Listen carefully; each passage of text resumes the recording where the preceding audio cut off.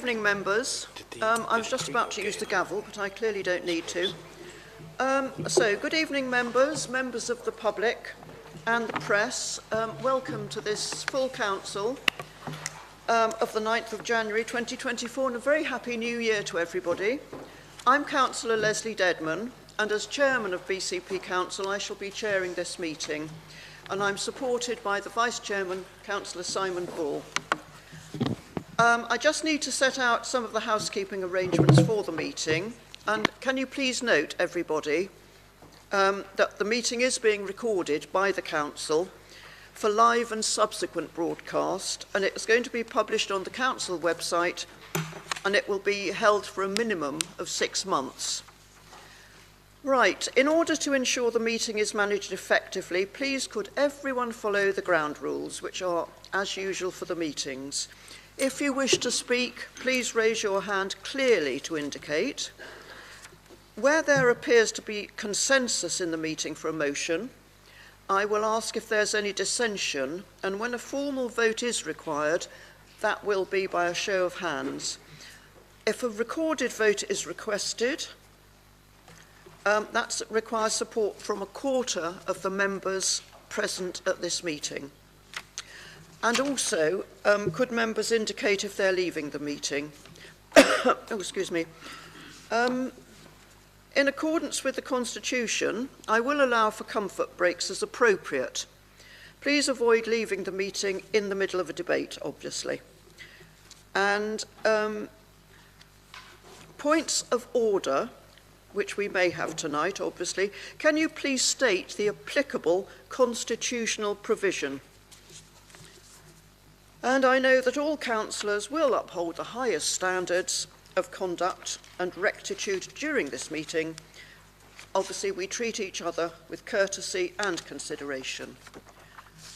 And as a reminder, although this is a meeting being held in public, it is not a public meeting.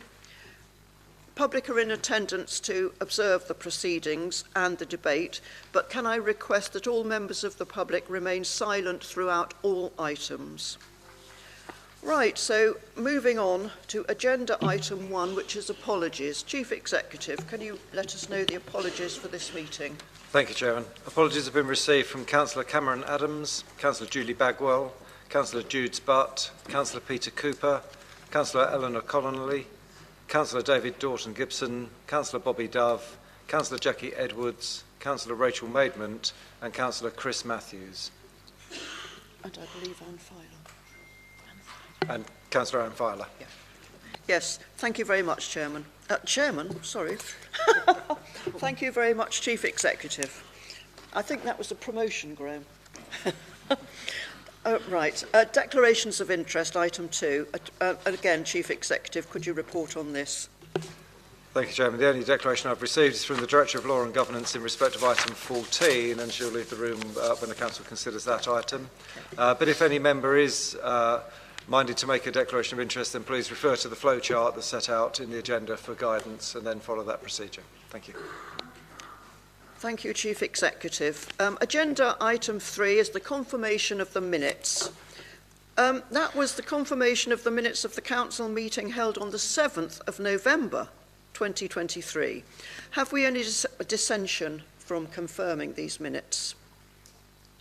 If so, put your hand up. I believe that's... I don't see any hands. Can we agree then by consensus that we agree the minutes? Thank you. Thank you, members. Right, agenda item 4, announcements and introductions from the chairman. First of all, I will go through the engagements from the last full council, which was the 7th of November. Since then, obviously, the chairman has attended remembrance services at Purewell Cross and Priory Church, and all the other mayors and civic dignitaries attended all the other services. On the 27th, with the officers in support, I welcomed the Bournemouth University students for a small demonstration of all the regalia, which obviously we have in this building. and a tour of the chamber. And I was very much supported by all the officers, so thank you very much. On the 28th, with the Mayor of Bournemouth, I visited Winton Community Pantry, which was absolutely amazing. There was so much there, except the only terrible thing was that we actually need a community pantry, but we do, apparently, and there were many people queuing up to use it. On the 30th, there was an art exhibition which I attended by the Soroptimists, and it was, I don't know how to put it because it was against violence against women and girls, but obviously the exhibition was showing part of the problems that women and girls have all over the world, not only in this country. And that was really intriguing, what the Arts University students actually felt about it all.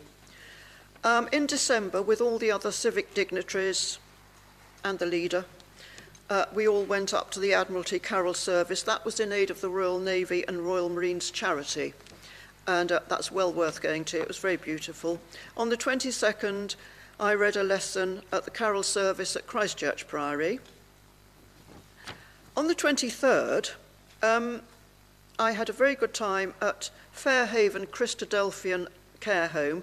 Gwen Taylor became 100, and this was the first time I've actually seen the 100th birthday card from our King, so that was really intriguing. And she had an absolutely fantastic birthday cake. In fact, she had 3 cakes. She had 1, 0, 0. So that was really a cheerful day. And then that was the end of my announcements of functions attended. Vice Chairman, do you have any announcements? Yes, Chair. I attended on your behalf 3 events since the last council meeting. The Remembrance Parade at Poole on Remembrance Sunday, the Indian Cultural Association of Dorset's Ayappa Swami Paddy Puja, which was a very, very lively and interesting event. I also attended the Royal British Legion service of dedication for a new county standard at Winporn Minster. Thank you, Vice Chairman. Now, members may recall that at the September meeting of the Council, a motion was put with regards to knife crime. And as part of the resolution of the item, it was requested that an update be provided to Council from the portfolio holder.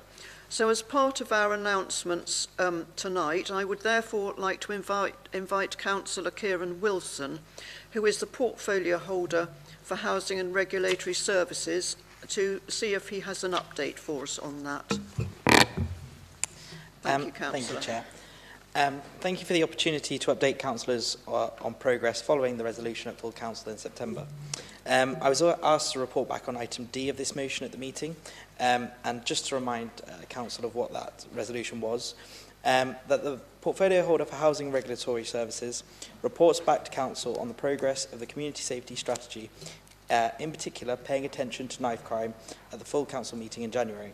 This update to include figures on the current attainment of KPIs set out in the community safety strategy. These figures to be available via a dashboard and shared with councillors and relevant stakeholders.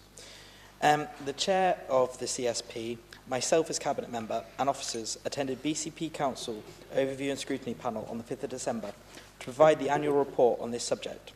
The report contains a detailed overview of the crime and disorder across the BCP area, along with details of the significant partnership work taking place. Councillors can access the annual strategic assessment and key performance indicators for the CSP, along with the hotspot mapping and trend analysis. The full KPI report is 9 pages long, so I don't intend to read through the entirety of that report, but I did want to just update on a few key figures. But I do think Sarah is very going to kindly circulate the report after this meeting, after this item. But yes, I did want to say that there was no statistical significant change in public place recorded violent crime between 21-22 and 22-23, bucking a national trend. There was a 7.6% reduction between the number of recorded domestic abuse violent crime incidences in 22-23 compared to 21-22. a 5% reduction in the total number of serious sexual offences when compared over the same period, and a 12% decrease in the total number of all ASP reported to the police, with 10,952 incidences reported in 22-23, as compared to 12,440 in 21-22. And I did want to, because Sarah was very keen on this, to focus on the knife crime. Under the serious violence duty, we are required to monitor from the 31st of January 2024 data around three of the following KPIs. A reduction in hospital admissions for assaults with a knife or sharp object, a reduction in knife and sharp object enabled serious violence recorded by the police, and homicides recorded by the police. Knife crime is recorded against crime groups such as violence against the person, possessions of a weapon, public order, etc., rather than a specific category of knife crime, depending on the incident, and therefore requires the police data to be flagged when a knife has been involved. So the serious violence needs assessment identified that there were 422 flagged occurrences in BCP in 22-23. 45% of these were classified as violence against the person. Of those 194 occurrences, 34% were assault with injury, 26% were common assault, and 20% were the most serious violent crime. We held our Keeping Young People Safe conference in November, coinciding with Operation Skepta, a week of intensified action against knife crime. This included speakers who spoke on the importance of being persistent with our most vulnerable young people due to their complexities. And these key speakers included the Ben Kinsella Trust. All organisations were able to provide practical tips for attendees to take away to help our young people be as safe as possible. We are holding the same conference again this year in 2024, in addition to our 5 weeks of action around knife crime between the 15th of April and the 17th of May, which is currently under development, focusing on education, support, prevention and deterrence around knife crime. I hope this has been a useful update to Council, and I think it's really important to note that we are the 7th safest policing area across the country when compared across all policing crime recorded rates. So, yeah, I hope that was really useful. If anybody wants a copy of this, happy to send it round, and Sarah's going to send the report round. So thank you. Cheers. Yes, thank you very much, Councillor Wilson. I think that was very detailed and very helpful. And that does answer part of the motion. There's one more thing on announcements that I must make reference to, and that's the passing of Randolph Meach. He was a past Poole Borough Councillor in our Legacy Poole Council. He was the Sheriff of Poole in 1984, and he was the Mayor of Poole in 1987. And I believe that we have Councillor Trent who wishes to say a few words about Randolph Meach. Is that right? Thank you, Councillor Trent. Is that? Yes, thank you. Yes, sadly, former Poole Mayor Randolph Meach passed away just before Christmas, and his funeral service is at 11 a.m. this Friday coming. Randolph was a member of Poole Council representing the Hamworthy ward in which he lived for 23 years, from 1976 to 1996. Throughout that time, he was a member of the Housing Committee. Housing was one of his specialities and his passion. He was first Sheriff and then Mayor of Poole during 1987-1988. During his mayoral year, he raised over £30,000 for youth outreach projects, a huge effort. He was a founder member of the Turley Moor Community Association and started the Turley Moor Youth Club in the 60s. He was also passionate about youth work and volunteered within Poole's youth services for over 35 years. I had the honour of serving alongside him as his vice chair when he was chair of housing in the early 1990s. We were probably the first current or recent, I'm not sure at what time he ceased to be a tenants of the borough that had actually served in both of those key positions. Randolph was instrumental in Poole being one of the first of the councils in the country, if not the first, to involve tenants in the running of the housing service. And this followed a rent strike in the 1960s, so he was quite a radical in his younger years. This became embedded in Poole, subsequently in Poole Housing Partnership, and now it's embedded in BCP Homes. So what he started way back then has carried on through. In addition to the above, he held other offices, including chair of the Key Advice Centre, governor of South Road School, Hamworthy First and Middle Schools, Herbert Carter Secondary School, chair of Education Appeals Panel in Poole, and the Hamworthy Money Advice Project, Friends of Hamworthy Park, the Key Advice Committee, Key Foyer Trust, and of course Poole Housing Forum. He was clearly a busy and dedicated councillor, and I can tell you from my own personal experience, he was also a man of principle, and you know, I have a separate tale to tell of that, but we both in our roles differed at the last minute over a situation. He basically decided that it wasn't such a good thing that was happening. In the long term, he turned out to be right. That's the kind of person he was, actually. He was determined, spoke his mind, but more often than not, he was right. So, you know, I do hope that we remember him for all his work. I know there's only a few of us actually here that would have known him or met him, but I do hope that he will be fondly remembered, and, you know, I think he's actually contributed towards some of the good things that are happening in BCP now. Thank you. Thank you. Thank you very much, Councillor Trent. He was clearly very forward-thinking. Does anybody else wish to say anything about Randolph Meach? Members, anybody that can stand, can I ask you just to stand for a moment in silent tribute?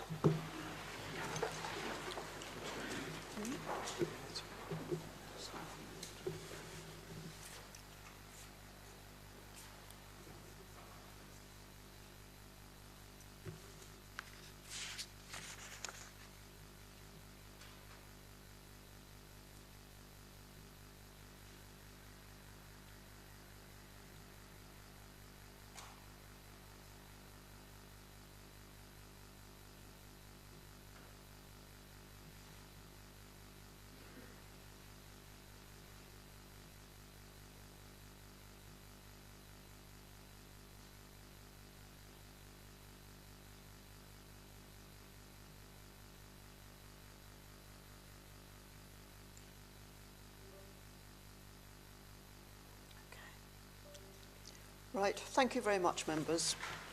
And thank you, Councillor Trent, for admitting that you were sometimes wrong. That's an unusual thing for a councillor.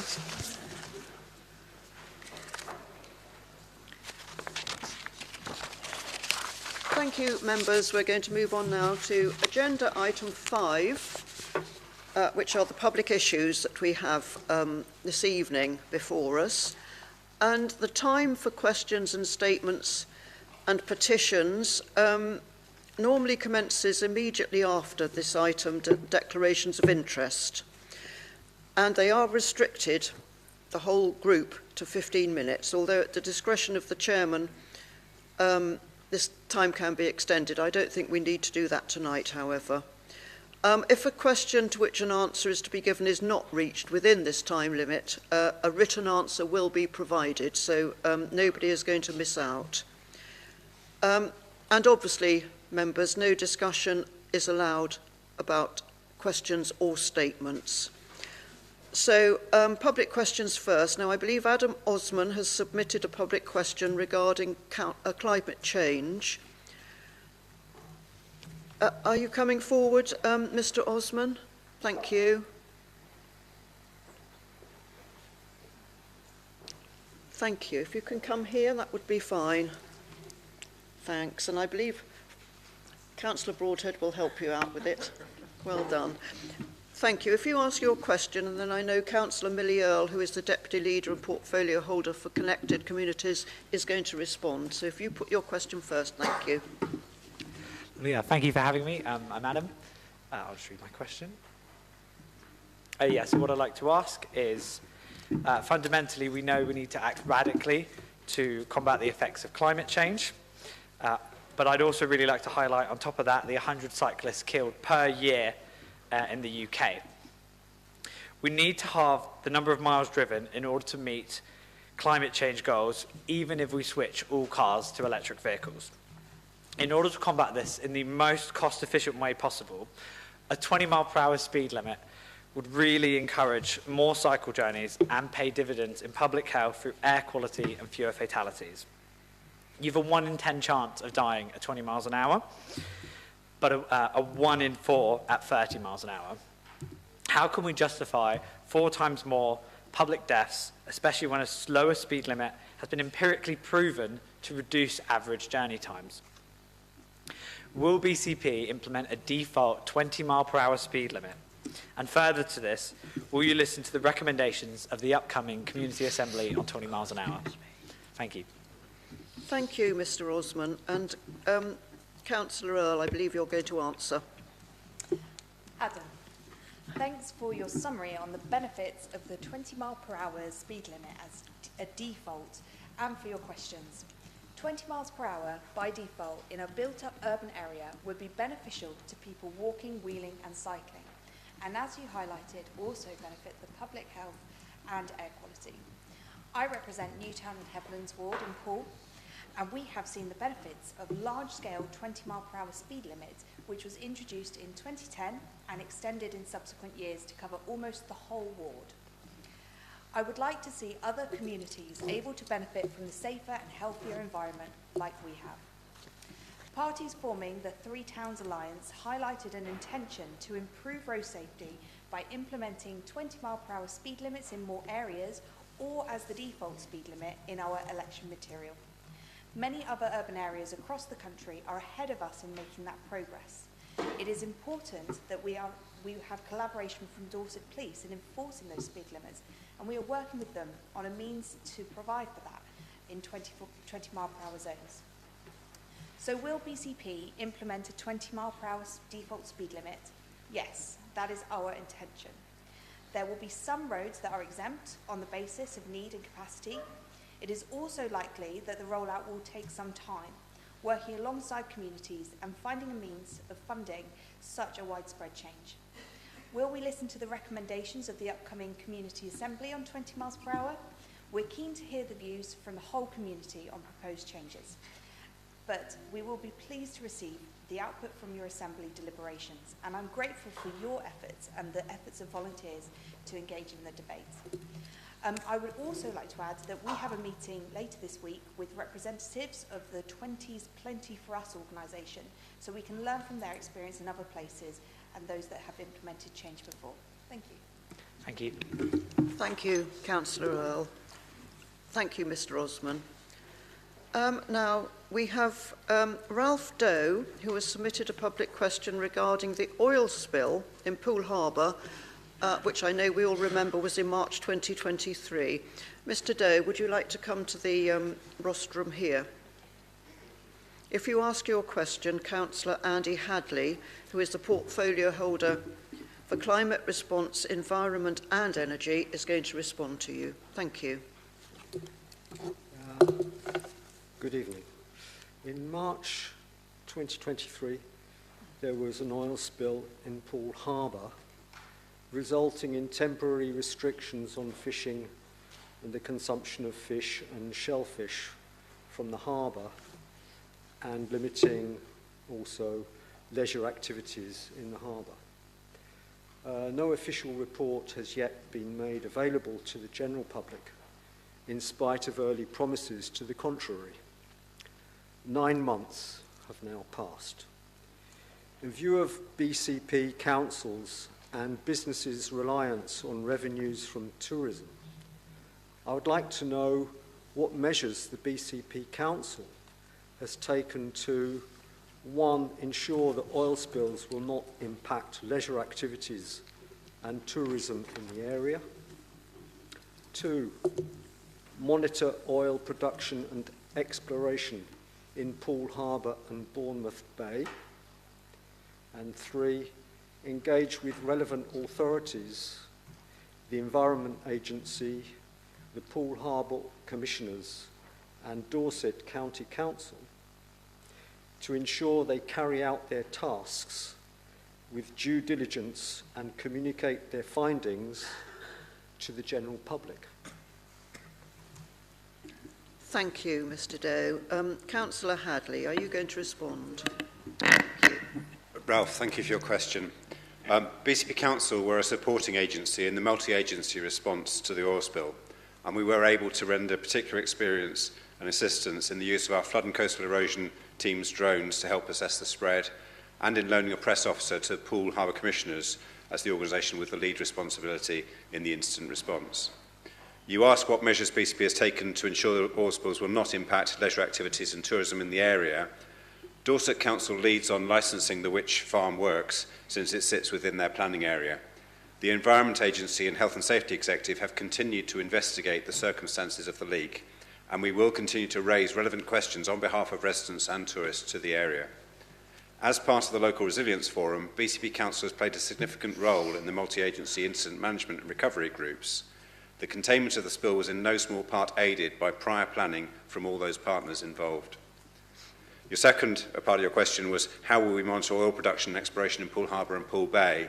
BCP Council are involved directly in the monitoring of shellfish in the harbour, and we will work with other agencies, particularly through Dorset Council as the lead authority on monitoring the operation of the Perenco Witch Farm works around the harbour. Offshore exploration in Poole Bay is separately overseen by the Marine Maritime Organisation. BCP Council, myself and officers work closely with our colleagues at Dorset Council to ensure ongoing monitoring of the operation as part of the licensing conditions of their operation. Your third part of your question was how will we engage with relevant authorities to ensure they carry out their tasks and communicate findings to the general public.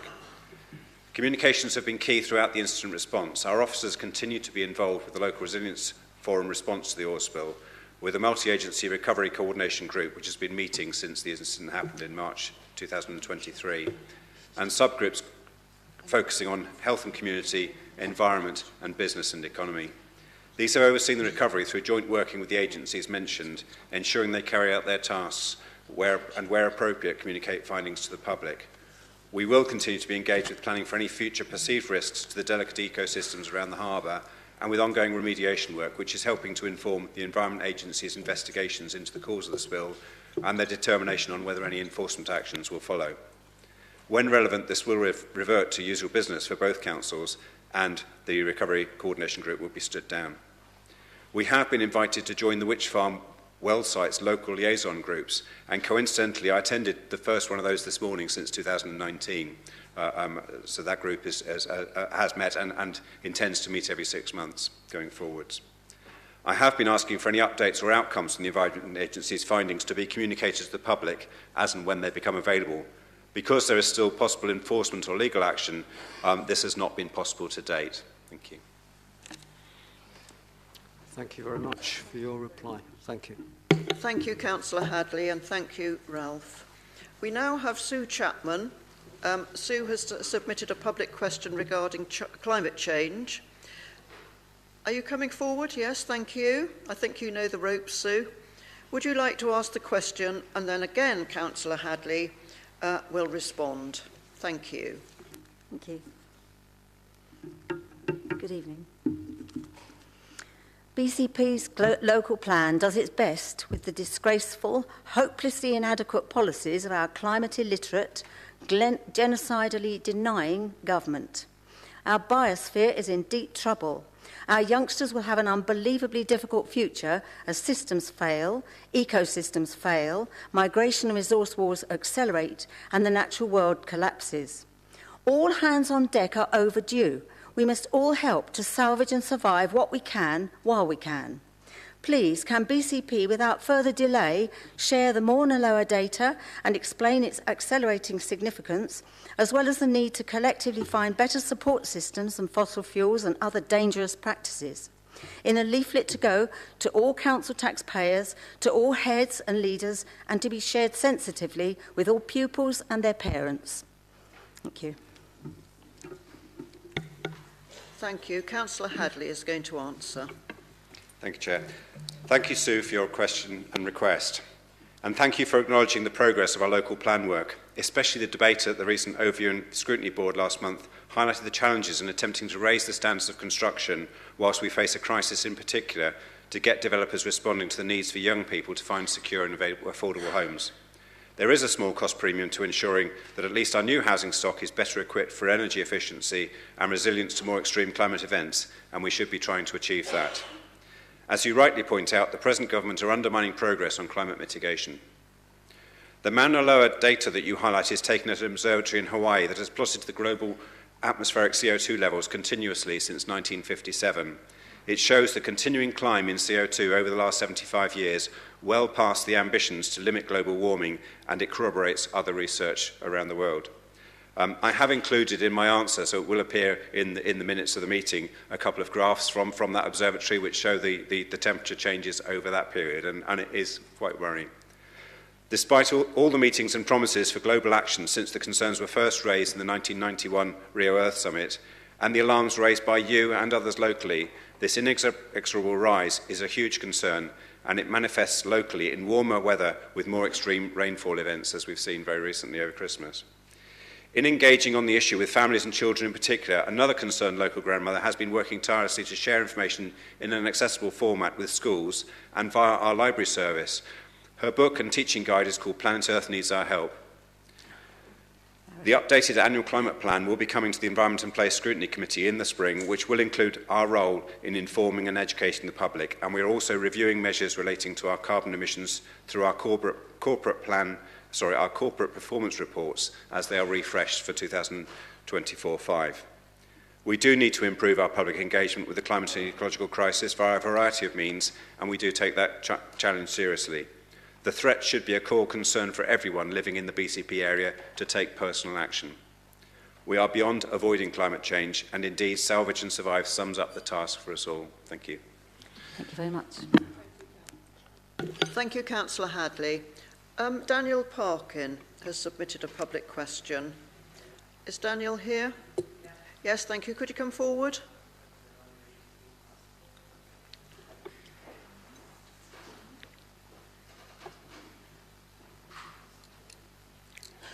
Yes, if you'd like to ask your question, and then Councillor Slade will be answering. Okay. Following the BCP Local Plan Working Party meeting on the 5th of October, a traveller's site was allocated at Branksome Triangle within the Talbot Branksome Ward. Please confirm which other sites were previously in this plan and subsequently removed. Why were these sites considered unsuitable and replaced by the Branksome Triangle, where concerns such as a site entrance and a fence protecting the SNCI is not suitable? Why was this site suddenly considered more suitable when previous planning applications on the site have been declined? Why was the area included at such short notice when the local plan commenced back in 2019? Were minutes taken in the local plan meeting of the 5th of October? As I understand, an officer stated, well, it has to go somewhere. Please confirm also whether gagging orders were given to the working party and why. Thank you. Leader. Thank you, Mr Parkin, for your question. The new BCP local plan is required to provide for our local population, and this includes our gypsy and traveller population. The Council has an existing site for those members of this community who live in specialist accommodation rather than traditional homes, and like all populations, their future generations are entitled to a home. A local plan that does not include provision for them would be thrown out by the inspector, as it would not be sound. I should stress that these homes are quite different from the need for a transit site or temporary stopping place, which are not required under the local plan, but their provision does enable the police to do their work in responding to unauthorised encampments, say, not relevant to the local plan. In terms of sites considered, we have never had any sites previously. Those sites were promoted to us by private landowners, and there were no planning applications for permanent gypsy and traveller sites which have been declined. There was a planning application for a transit site in the Green Belt, but this was refused, and we have chosen a strategy whereby we are not releasing any Green Belts, in addition to that already approved. So in summer 2023, we turned to our council land holdings for potential sites. We assessed several sites, and the preferred site was the Branksome Triangle. The site meets all the relevant criteria with its own access, with limited impact on neighbouring homes and without other restrictions. The site was in use during the early discussions, hence it not being considered in the first meeting, but was handed back during the process with vacant possession. The local plan working group was set up to enable councillors from across the political spectrum to guide the preparation of the local plan. There are no gagging orders, but it would be inappropriate for a councillor to share privileged information with the public whilst a strategy is being prepared. Thank you. Thank you. Thank you, Leader. I'm going to ask the Chief Executive, have we gone through our 15 minutes? Mr. Chairman, we have just exceeded 15 minutes, so it's your discussion whether you wish to extend it. Yes, members, I am going to extend on this occasion. So, and I think the next question comes from Alexia Parkin, and it's going to be read out by Daniel Parkin. So stay there then, Daniel, please. This is regarding the allocation of employment land at Talbot Heath. So, Daniel, for Alexia, can you ask the question, and Councillor Slade, Leader of the Council, Portfolio Holder for Dynamic Places, will again respond. Thank you, Daniel. Thank you. It is my daughter's understanding that there may be a common consensus from cross-party councillors that employment land should be removed completely from the site, and hope those in favour of protecting the environment and the many species involved may support her concerns tonight. Why does the Council feel the need to completely encircle one of BCP Council's flagship SSSI nature reserves, with the very real potential of net losses in biodiversity with no real accountability?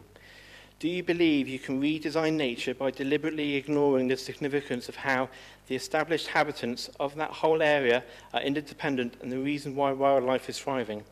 The reduction in the land allocation does not protect the heath at all, so the compromise is worthless. Also, where have the employment numbers come from, and why allow planning permission to convert other commercial units into residential units if employment needs are to be met again in the region? This is an SSSI area, not an industrial park. Thank you. Can I ask the Leader to respond? Thank you. The BCP local plan is required to meet development needs for employment land, and providing employment land helps support local businesses and give local people job opportunities. The amount of employment land required is calculated through an established methodology considering housing requirements and economic forecasts that has to be robust and defendable at the local plan examination. We have policies within the local plan to protect existing employment sites, but some existing commercial units have been lost to residential uses through the government's permitted development legislation, which allows for these changes of use without the need for full planning permission.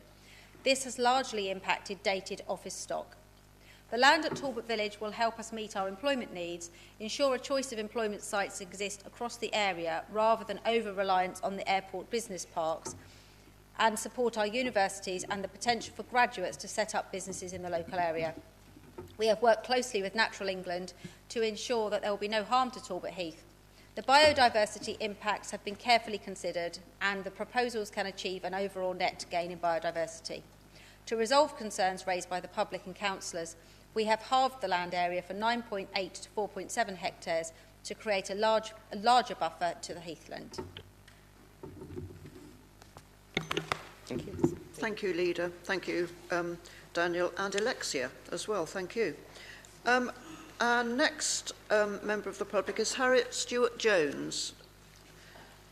I think I'm reading this one. Oh, yes, the Chief Executive is going to read this question. It's about the allocation of employment land. Thank you. Thank you, Chairman. This is a public question from Harriet Stewart-Jones. Will the Council please remove the final 4.7 hectares of employment allocation from Highmoor Farm, Talbot Village in the draft BCP local plan? These fields have been shown to be functionally linked to the internationally important and irreplaceable Talbot Heath and are essential to protect this area, the precious green heart of our town. There is no proven need for this extra new employment space. Many thousands of local residents, including cross-party councillors, are dismayed to see that this ill-considered allocation has been carried forward into the new local plan. Thank you, Leader. Thank you. Thank you for the question, the answer to which is broadly the same as the previous question. However, I would add, this site has already been allocated and agreed through a government inspection process through the Poole local plan. It is crucial that land for employment is spread across the 3 towns to ensure that it is accessible to people and offers land for a range of employment types. This is an important part of BCP's available overall employment land, and previously the allocation was just under 10 hectares. We have listened to the concerns raised by some local residents and in trying to reach a compromise have reduced it to 4.7 hectares, retaining the employment land in the part furthest away from the heathland. It should also be noted that the whole area was allocated for employment land under the Poole local plan, and as such a planning application was submitted to develop the whole site.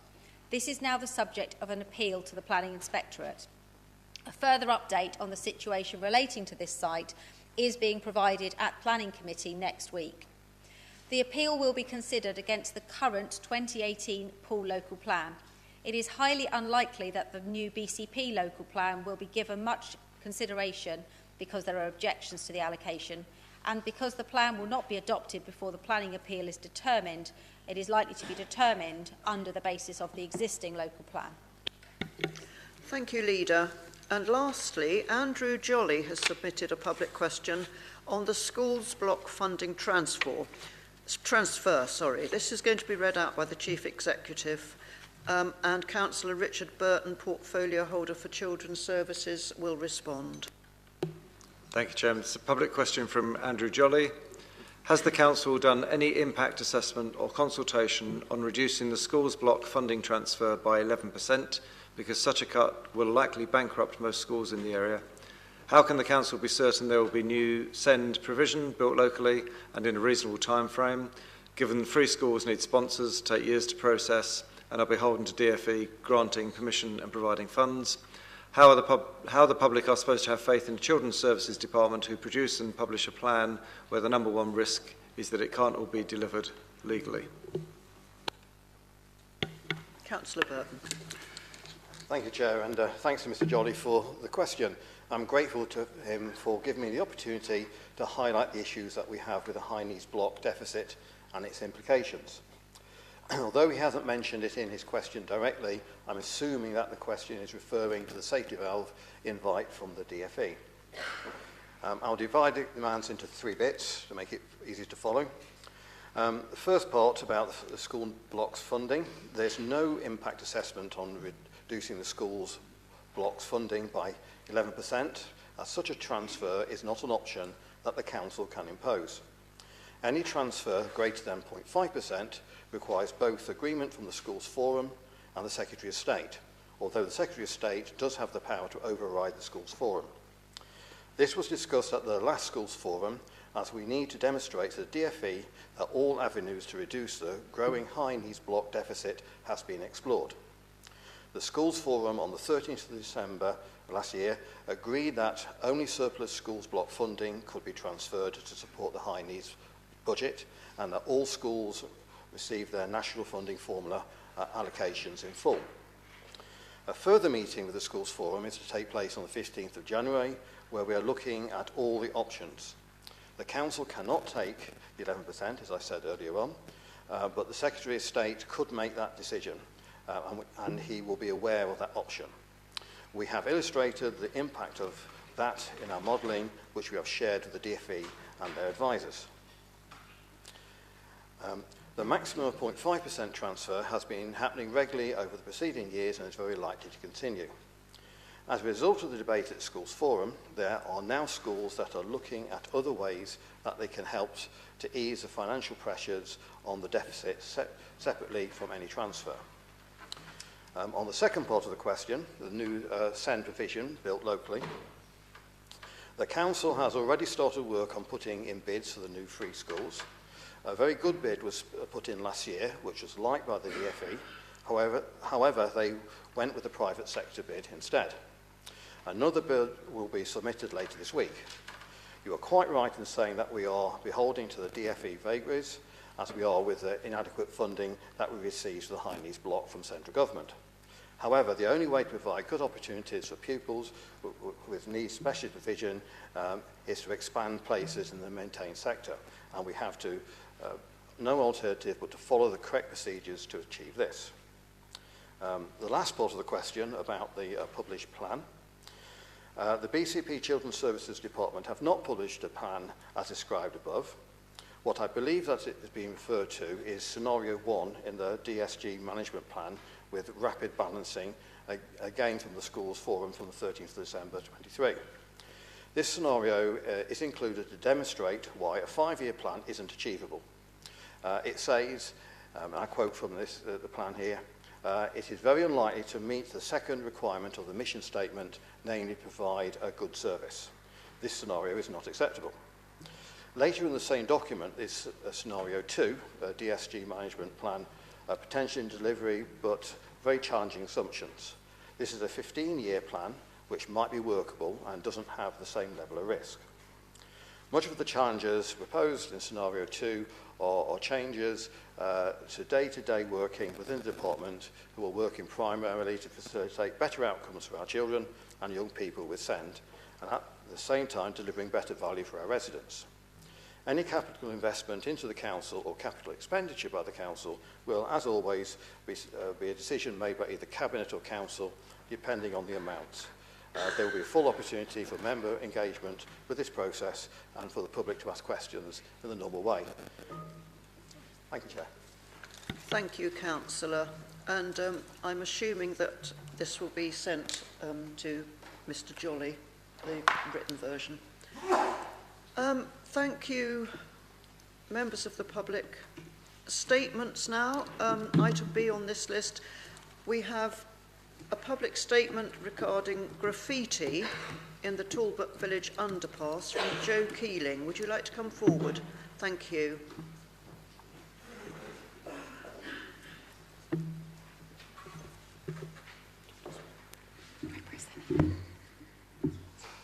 Good evening, everybody. Graffiti in Talbot Village underpass was reported in October. 2 further reports and social media contact followed, yet lack of action prompted phone calls to BCP. After an unsatisfactory response, assistance was requested from ward councillors and MP Connor Burns. The graffiti was cleared the next day. This incident should be the last of its kind. We shouldn't live in a community where it's acceptable for young, impressionable children to walk past such abusive language and anti-Semitic phrases. It's our duty to shield vulnerable children from this. To prevent this happening again, please ask yourselves, how long is it considered acceptable between a report and any action? The failings of cleaning vehicles or lack of training doesn't justify a delay of 3 months. What faith can the general public have in their council if they are ignored and have to enlist the help of their councillor and MP? Thank you. Thank you. Thank you very much. Andrew Jolly, a public statement on the safety valve. Andrew, are you able to come forward and read this out?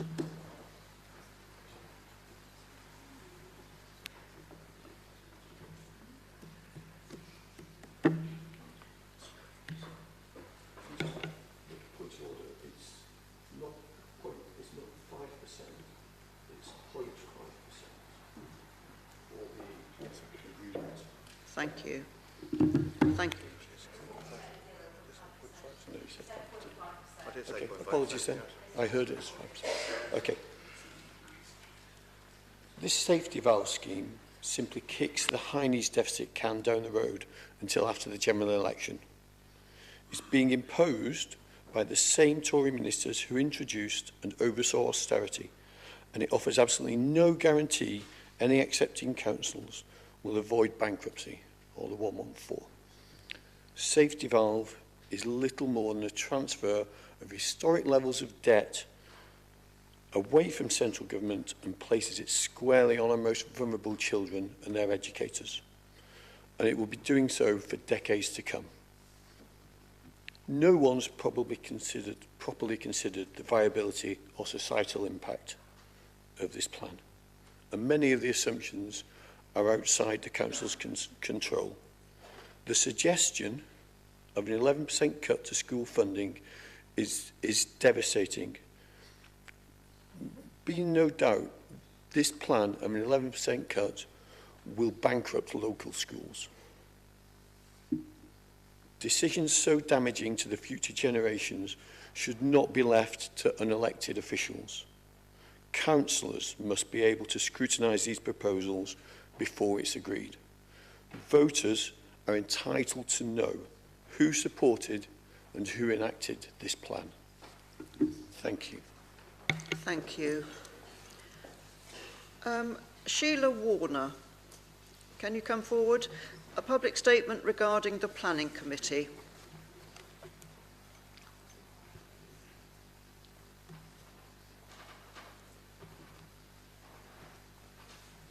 Thank you. The microphone's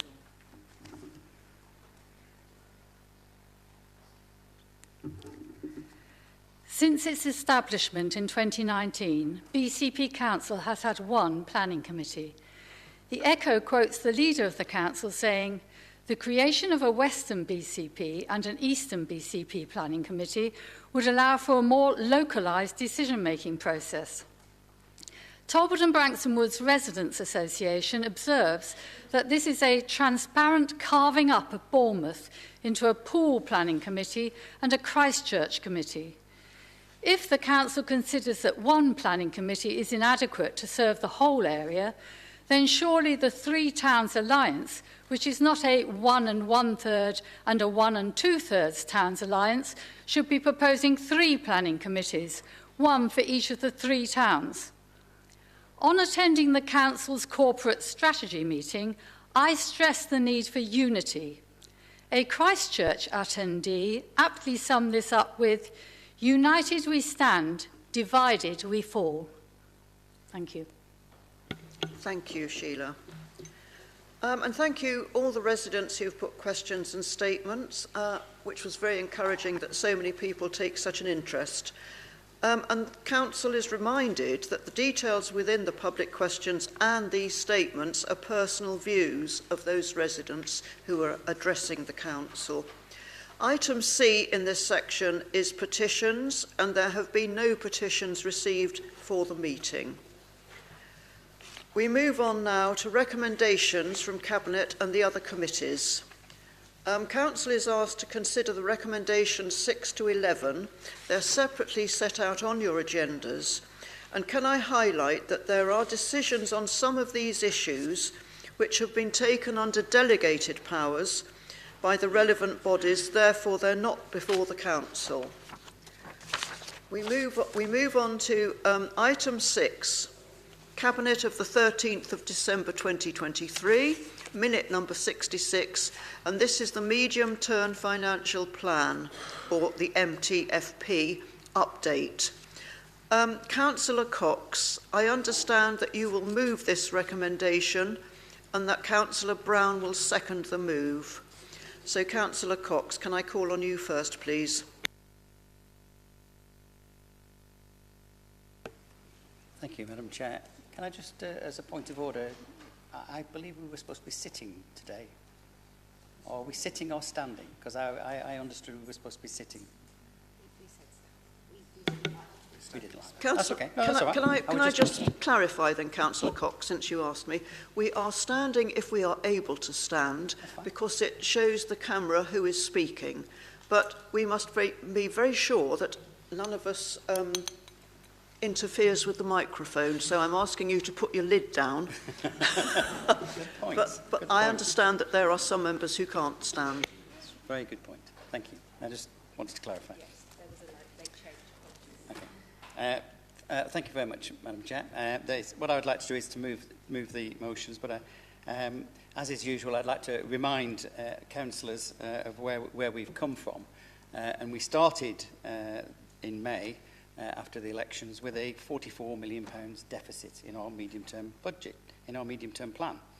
And I would also remind councillors that in the current year, 2023 to 2024, we have taken £30 million out of reserves in order to balance the budget. and that is a completely unsustainable position. Not only did we take £30 million out of reserves for the current year, we took £30 million out of reserves the previous year, and we took £30 million out in the one before that. So far, we've stripped £90 million from reserves. Now, this morning, I had the pleasure of meeting Simon Hoare, the Minister for DLUC, who advised a gathering of finance councillors, very knowledgeable, saying that his advice was we should take these deficits from our reserves. Unfortunately, I didn't get the opportunity to tell him that we didn't have any reserves to take that from, because of the position we've been left in. But there you go. As you can see from Table 2, we've actually made, the officers and members have made significant progress to balancing the budget for 24-25. And that's been done by making some very difficult decisions on what we can fund and what we can't fund.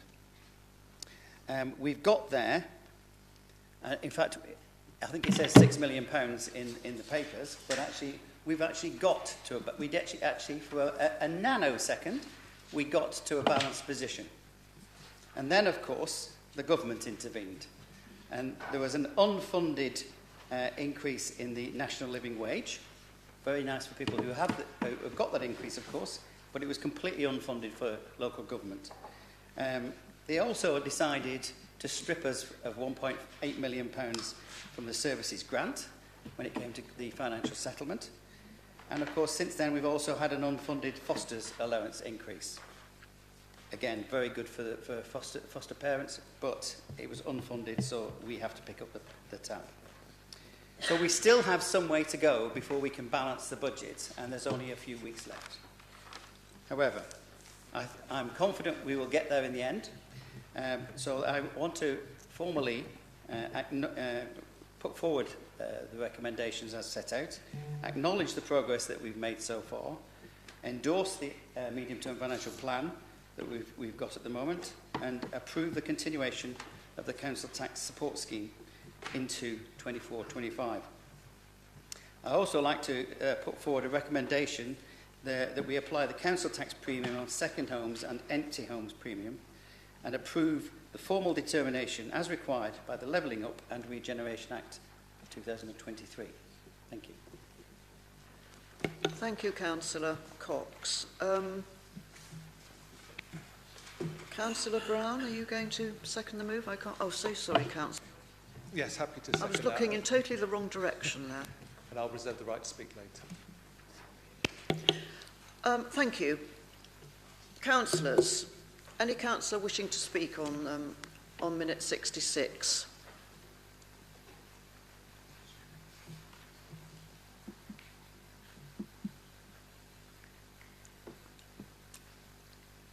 Leader? Oh, sorry. Leader, I can see you waving away, but I can't see what you're... Sorry, Chair, I was just letting a colleague know that they'd left their light on, and that would mean we wouldn't be able to hear other people speaking. But, okay. But now you've drawn attention to that.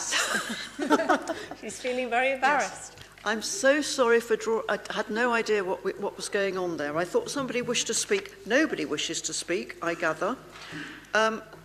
Is that right? Nobody's got their hand up. So, Councillor Brown, do you want to speak at all before Councillor Cox winds up?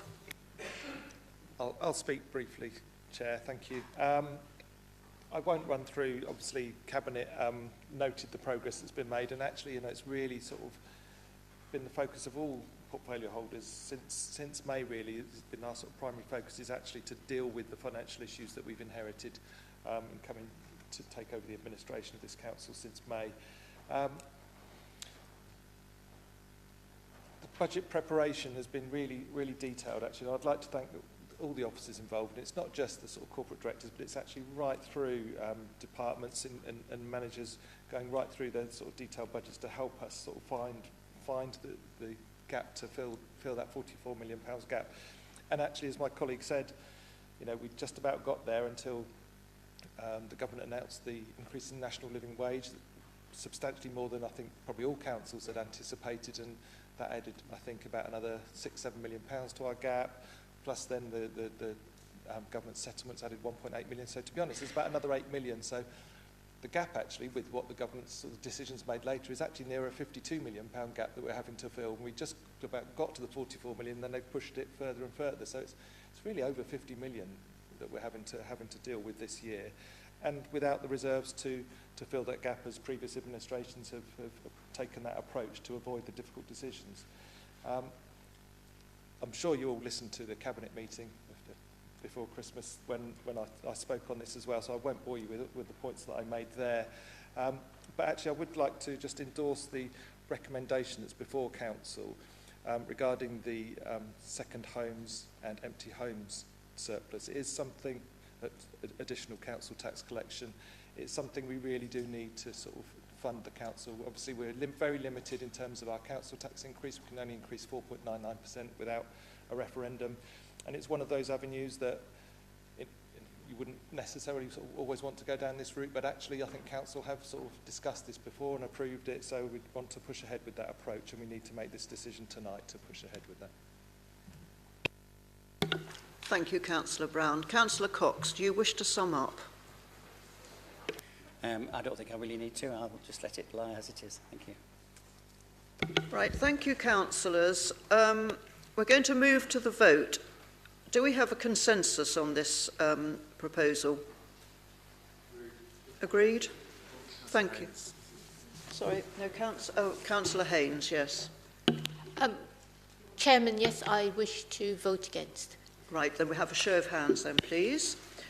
All those in favour?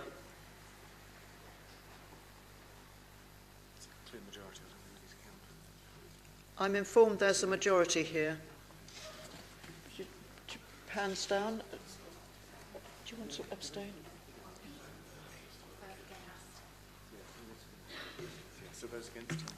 Yes. Thank you. That was everybody for. All those against? Thank you. Your hands down. And abstentions? Thank you. That was carried by a majority. Thank you, councillors. Item 7. Cabinet on the 13th of December 2023. Minute number 67. The Corporate Strategy 2023 to 2027, which is the high-level summary.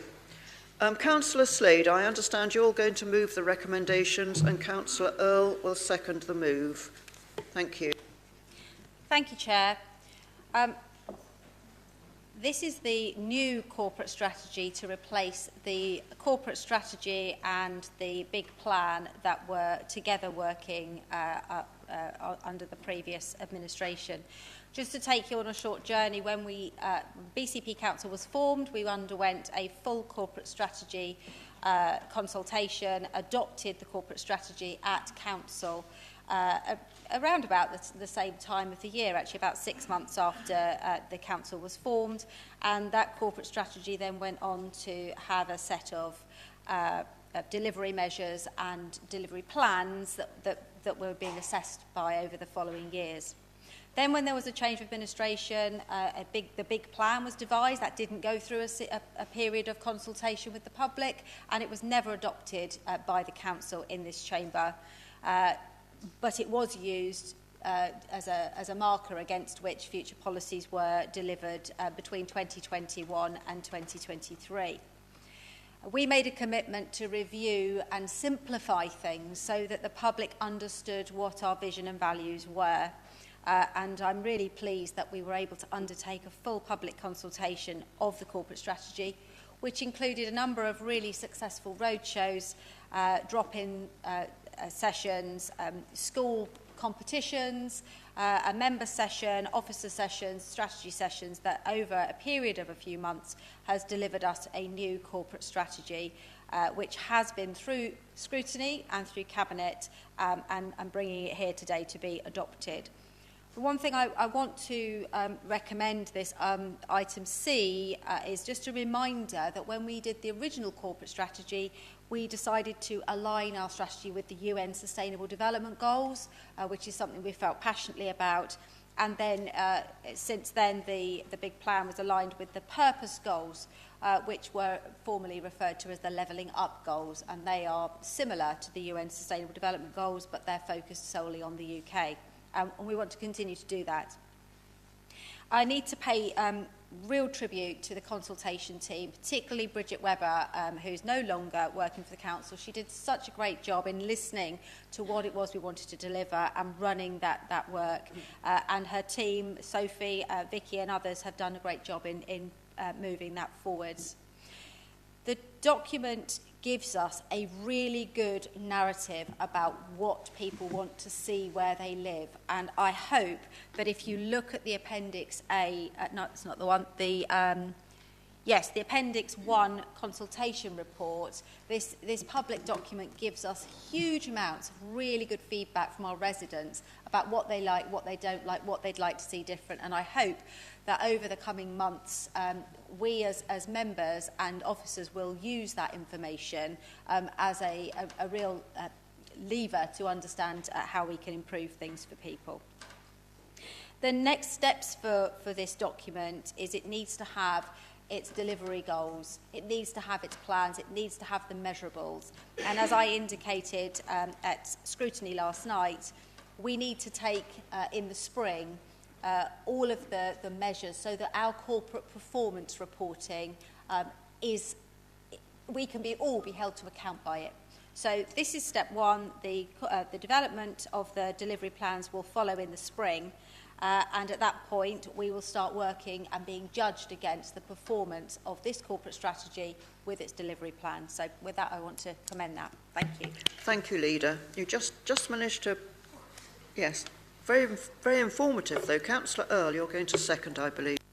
Yeah, happy to second, but I'll reserve my right to speak a little bit later on. Councillors, do we have anyone wishing to speak on minute 67? Yes, Councillor Tarling. Thank you very much, and a very detailed report. I'd like to endorse, I think, the comments made about the work's done. It's fantastic. The only concern I have is the respondent profile, and that under 35s are quite underrepresented in the respondent. Was an adjustment made to wait to adjust this respondent profile in the corporate profile? Is there something that under 35s perhaps, or should we be reaching out to younger people in our council area? Thank you. Thank you. Thank you, Councillor Tarling. Sorry, Councillor Canavan.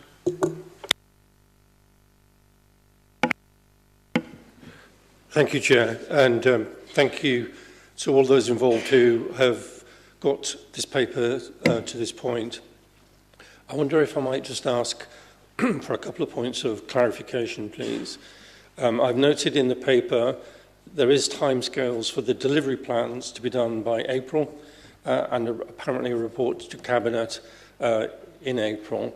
I'm just wondering if the leader could explain what opportunity there will be for any oversight or scrutiny of these plans, given that they touch on a number of different service areas. So I understand the plans are going to come forward to Cabinet, but what opportunity will there be for any oversight of those plans so that we may be able to question them and ask for more details on them? That's my first point, Chair. My second point is there are lots of good things in the vision document about the preservation of green open space and about the involvement of the community. But I am just wondering what value we can actually place on that, given that the announcement today of the closure of the Kings Park nursery. That announcement today has come completely out of the blue and apparently no consultation with anybody. So I'm just wondering where that accountability lies. Great statements in this document, but when it comes to the cut, how credence can we place on the aspirations of that document when we see announcements like this coming in the way that they have? Thank you. Thank you, Councillor. I'm sure that will be addressed in the leader's summing up.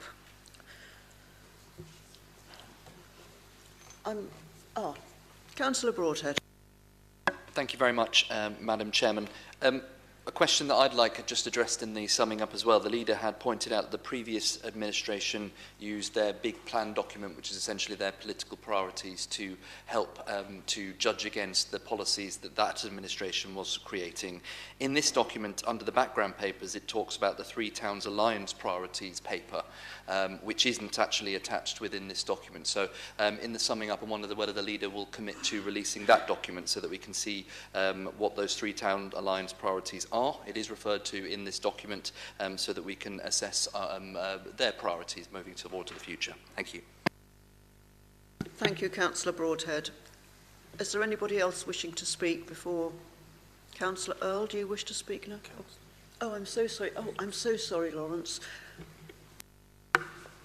Thank you, Chairman. I wasn't going to speak this evening, but Councillor Canavan's taken the words out of my mouth because as the ward councillor for Kings Park, amongst other areas, I feel very bitter towards the administration for not consulting and talking to ward councillors, which Councillor Dove and I are for Kings Park. And I hope that there's a real fuss made of this because I think it's very wrong to close an establishment that's been open for so long and has done so much good work in the community without consulting with us councillors. Thank you. Thank you, Councillor. Do I see any more hands before? Yes, Councillor Earl. Councillor Earl, then. Thank you, Chair. I hadn't intended to, but as it's come up from both Councillor Canavan and Councillor, I'm so sorry, Lawrence. Williams. I was thinking Lawrence because I know Lawrence, but yeah, of course, Councillor Williams. I just want to address very briefly Kings Park Nursery and how we came to that decision. I think it's really important to say that as an administration, we had to be very clear, and it's partly in the corporate strategy as well, that we're going to take responsible decisions to try and deliver a balanced budget for 24-25. Do not get me wrong, I went and visited the nursery. It's an amazing place. They do wonderful work. The volunteers were brilliant and the staff was so dedicated. It was not an easy decision to make. What I do want to do, though, is give some assurance that even though the commercial aspect of the nursery is closing because we're subsidising it as a council to the tune of £85,000 a year, which we don't have for commercial, to commercially prop up commercial businesses which aren't bringing in money and in fact are costing us money year on year, that area and the site will be retained for community use, partly because it's part of the Five Parks Act and partly because I think we can actually do something really good on that site. So now's the opportunity to start looking to the future. Even though we're not going to have a commercially run nursery there anymore, I think there is opportunity for community. I think there's opportunity for you guys as councillors to lead on that as well and look at what we could do with it. But it just can't continue to operate as a business that loses money for the area. Thank you.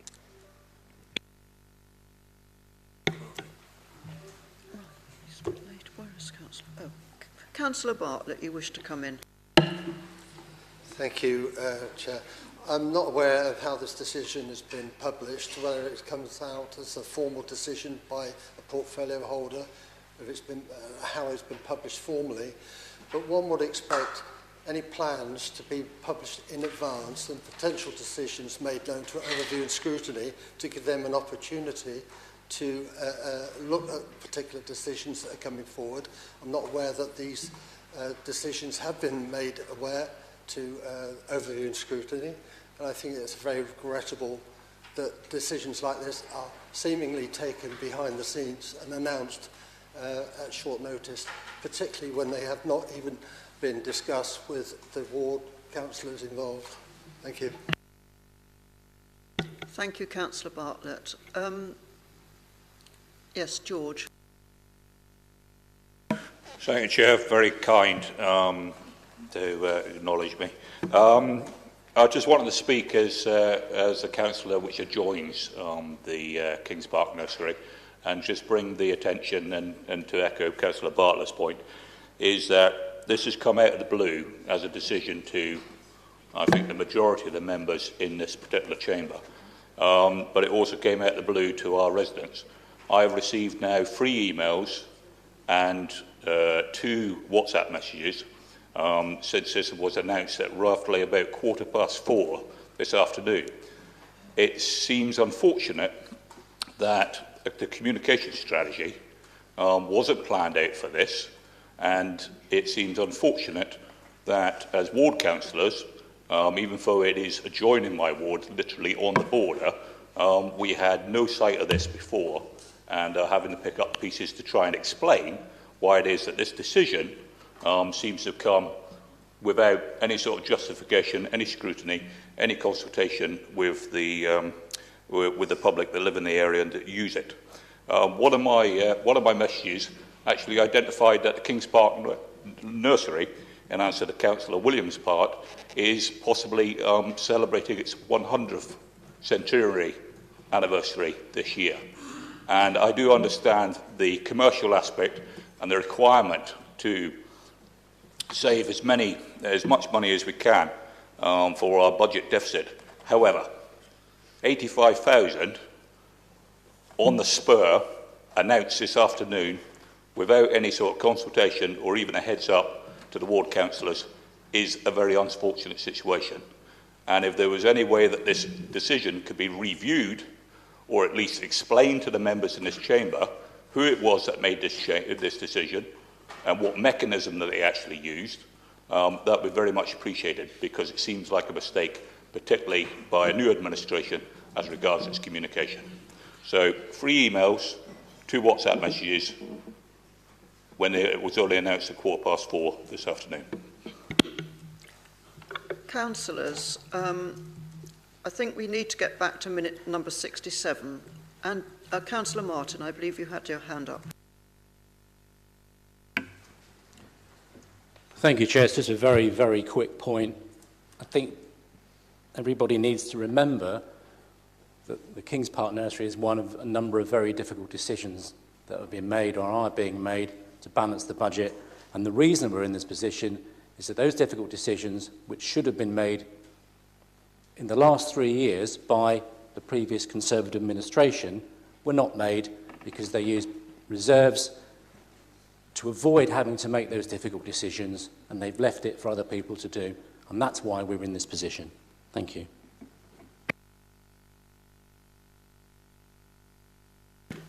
Councillor Brown. Thank you, Chair. Yeah, just to speak briefly, partly to get back to what we're looking at here anyway, about the corporate strategy and the visions and ambitions. I was really pleased. There was a lot of real detailed sort of discussion going on, lots of workshops we had in the early days of the Three Towns Alliance, and then the public consultation's come back, and it has, a lot of people are cynical about public consultation. Oh, it doesn't matter, they'll do what they want. But amendments were made in response to that public consultation. Emphasis was changed, and we restructured things because of what the people told us that was important. And I'm really pleased with, as the portfolio holder for health and well-being, that that's at the heart of a lot of what we've got in here, and it's referenced in many of the points on that overall statement and throughout the sort of detailed strategy. So I'm really pleased. I don't like the term corporate strategy. I like it much more as a sort of vision for our area. But I'm really pleased with the sort of outcome of all the work. I must admit, going through those workshops, it wasn't always clear where we would get to it and what would come out of it, but with the results I'm really pleased with. And just very briefly, because the point's been raised about Kings Park Nursery, I would just like to sort of add that, as Councillor Martin said, there's a lot of real difficult decisions we've got to make about finances and difficult cuts we've got to come up with. Funnily enough, this was one that the Conservative administration actually had slated in their medium-term financial plan for 2024-25. And Councillor Williams says, he didn't know anything about it, but he voted for that Conservative budget in February of this year, which included this slated in for the medium-term financial plan 24-25. So he voted for that. And I think that's important to note. Councillor Cox, I'm sorry, I didn't hear. Apologies. Councillor Brown's already made the point. This, as I said, it's £44 million. It was on a list of 200 lines of savings to be made. That was one of them. It was one of the smaller ones. It was a no-brainer as far as I was concerned, because we were losing money on a commercial operation. Thank you, Councillor Cox. If you turn your microphone off, Councillor Challoner. Thank you, Chair. Just to kind of go back to this issue with regards to a lack of consultation, of course, the King's Park Nursery isn't the only southern decision that's been made, and I understand some of the rationale behind that. However, another decision that was made without any really advance warning was the closure of access to Poole Park. Now, the ongoing consultation there and the monies used on that could actually be put towards keeping King's Park Nursery open, and I think there should be some attention paid to that. Thank you. Thank you, Councillor Challoner. I'm trying to stick very closely to the minute number 67, so I hope if anybody else wishes to speak is... Yeah, Councillor Salmon, as long as we're on the topic of the corporate strategy. Thank you. So, God, I think when it comes to it, I'd like to say buckle up. This is only the start of the impacts of years and years of austerity. And I'm sure there's plenty of political capital to be made, point scoring against the admin. Maybe they didn't consult that well and communication wasn't perfect. But this is the tip of the iceberg. The money's all gone, you know? And it's amazing that some people in this chamber who were part of the previous administration, who spent all the money, and part of the government who brought the country to its knees, don't start every statement with, I'm really sorry about what's happened up until now, but I'm ready to try and sort this out. It's ridiculous. Just wait until climate change kicks in. We've got to be realistic and practical about the scale of the problems we face. This is nothing. We've got much worse to come, and we're going to have to be adults about discussing this and not do the point scoring. That's my 2 bits. I'll pipe down. Thank you, Councillor Salmon. Oh, Councillor Allen at the back. Thank you.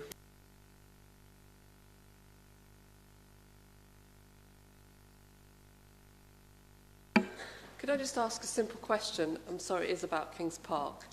But this is obviously a nursery that is loved by our local residents. I mean, I think Councillor Farquhar has quite clearly shown that just by the response that there's been. Can I just ask, has it been looked at, is whether there is a way of making this a more commercial nursery? Is this something that the community would like to get around and actually work towards making this more commercial? It seems to be that, have you given this an opportunity to thrive before you've made this decision? Thank you. Thank you, Councillor Allen. I think we've all had a very good debate, even if we've gone a bit off topic. Can I call on the leader now to sum up? Thank you. Just without wishing to go into all of those various issues, next month we have the budget coming up, and you know, I am pretty sure that the 200 to 300 lines of the budget where difficult decisions are going to have to be made, there will be discussion about things that people would rather weren't happening. But as has already been said, we are in this position because £100 million worth of reserves has been flushed down the toilet in the last year and difficult decisions haven't been made. I just wanted to reflect on the specifics around this paper, because we are here to adopt the corporate strategy so that our team can go off and work through those delivery plans. To first of all answer Councillor Canavan, who I believe was present at last night's Overview and Scrutiny Board. Last night we looked at the corporate performance reports for Q2 of 23-24, and those corporate performance indicators are related to the existing corporate strategy. So when we see the new delivery plans, which we have specifically asked to be smart targets, responding to Councillor Kate Salmon last night, who was referencing actually some of the targets very woolly. we need to have smart targets so that we can be held to account. And typically they go through scrutiny on a quarterly basis. It's obviously up to the chair of scrutiny and his team how often they want to take them, but they are published on a quarterly basis. So the performance against the corporate strategy should be something subject to scrutiny. To answer the question of Councillor Tarling about the age profile, when the consultation was out in the community, we made a deliberate effort to delay the consultation period to ensure that the universities had returned. We felt it was important that our future generations should have their say. Whether they actually responded to it, they had the opportunity. We had roadshows at the university, the college, at schools. There was a children's competition, and we were out and about in supermarkets and shopping centres. So the opportunity is there for everybody to engage, should they wish to do so. Comments have been made about, how can we say we're going to do this and then in the next breath, make a difficult decision. We've specifically changed the vision document, which you can see at Appendix 2, to talk about our vision and ambitions. When we started this journey, we were clear about what we wanted, how we would do things, but we quickly realised that actually with £44 million, or 50 million as it now is, needing to be found, it wasn't right to say we will do this now, because we would be setting ourselves up to fail. And so the language was changed to ambitions, and that's deliberate, so that we actually the direction of travel.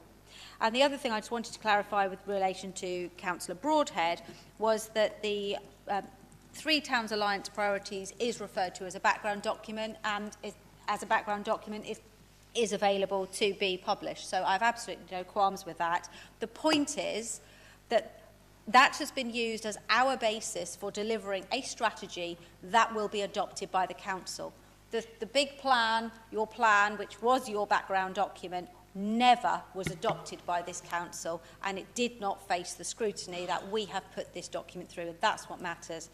Finally, just to say, about consultation, the reason that this has come out today is because we have to tell people in a timely fashion that are relevant. The ward councillors were notified. Of course, it's gone straight onto social media as soon as the affected people have been told. This is going to form part of the budget. As Councillor Salmon said, some very difficult decisions you're going to hear about at the budget. Some of them require consultation. Some of them are just decisions that we have to make because we have to find £50 million. Staff have been notified. There is a process to be followed. That process has been followed. And I know that Councillor Earl has issued a press release, and at the appropriate time we'll be happy to explain what other options were looked at, what is being done to work with the school and the college that use that space, and how you can turn an organisation from a loss-making one into a community one, as was done with Cherry Tree Nursery. Is it Cherry Tree Nursery in Poole Park, which was similarly losing money. Somerset Council have just announced the closure of all 3 of their nurseries for exactly the same reason. Thank you. I commend this paper, and I hope we can get it adopted. Thank you very much, Leader. That was... As we have spent a lot of time on this, I'm going to, for a change, actually read the recommendations, because I think the members of the public who might be watching will be a bit confused about what we're talking about. So it's recommended the consultation report summarising feedback from residents and stakeholders be noted, the revised corporate strategy high-level summary be adopted, the corporate strategy and supporting performance management framework continues to be aligned to the UN Sustainable Development Goals and Purpose Goals. Now, members, as we've had so much debate, I think we ought to have a vote by show of hands, so we're going to ask that all in favour.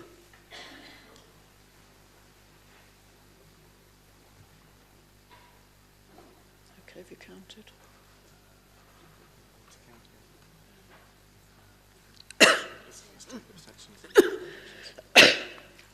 Excuse me, members. Thank you. Those against? Okay. You surviving? You have none against. None against. So sorry. And abstentions?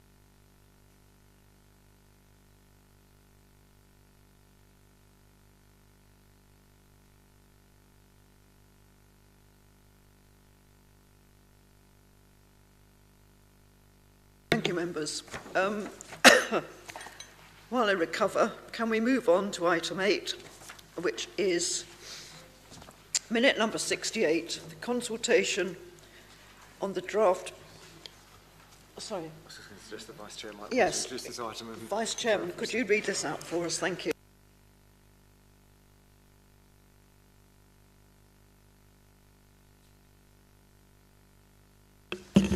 Item 8 is the from Cabinet, 30th of December, minute number 68, consultation on the draft BCP local plan and the draft BCP SIL charging schedule.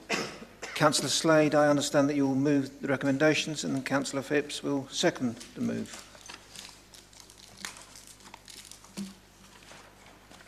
Thank you.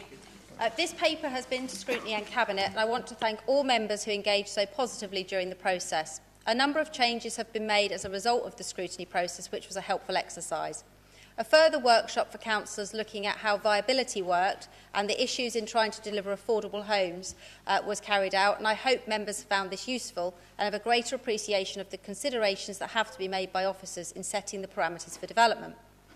Every local authority must have a local plan which enables it to demonstrate its vision for the future, provides the freedom to determine where homes should be built, what type of homes they will be, and how neighbourhoods should develop over 15 years.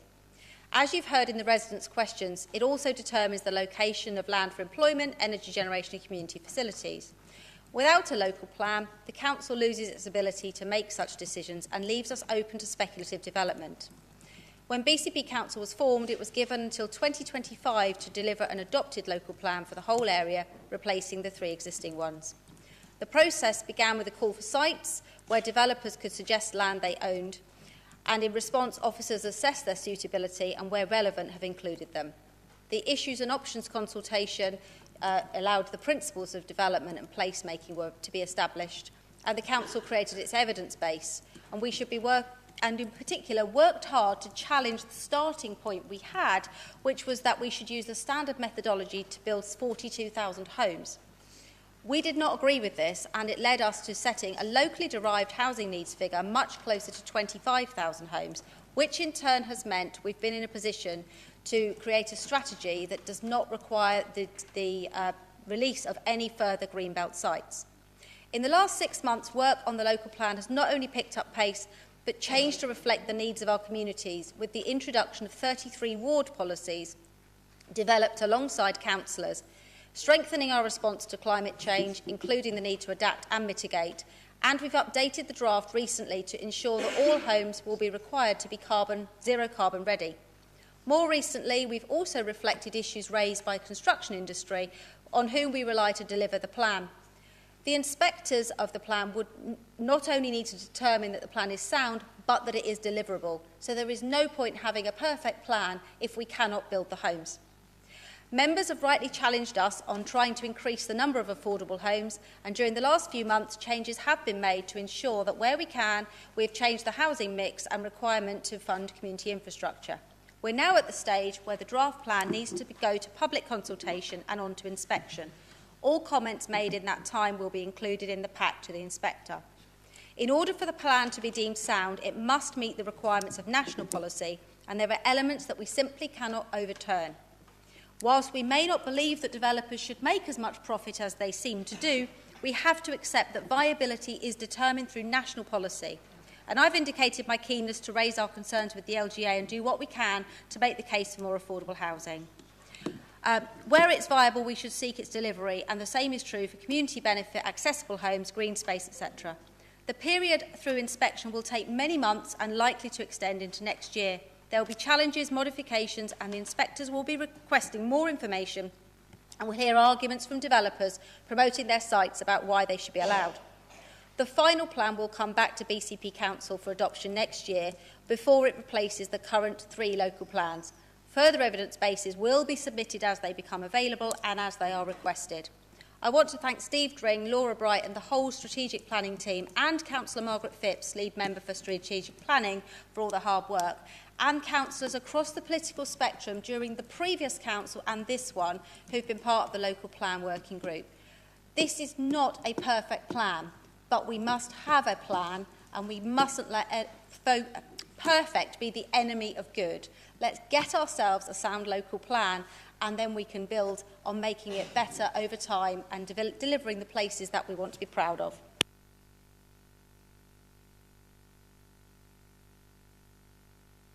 Thank you, Leader. Can I assure everybody that I haven't got anything infectious? I just caught my breath, so I haven't come into the chamber with anything. Councillor Phipps, I believe you're going to speak. Yes, thank you, Chairman. I'd like to second this proposal and reserve my right to speak. Thank you.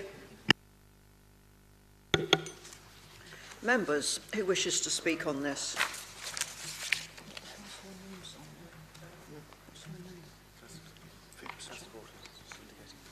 Councillor Broadhead. Thank you very much, Chairman.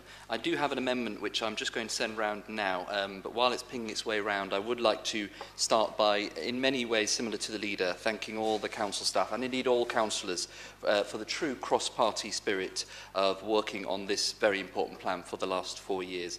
As the Leader said, the cross-party local plan working group, which I set up a few years ago, I think is a shining example of what we can achieve when we work together. And the fact that we finalised much of the local plan before the local elections, and there's been quite few changes since then, so few, I think is a testament to the work of that.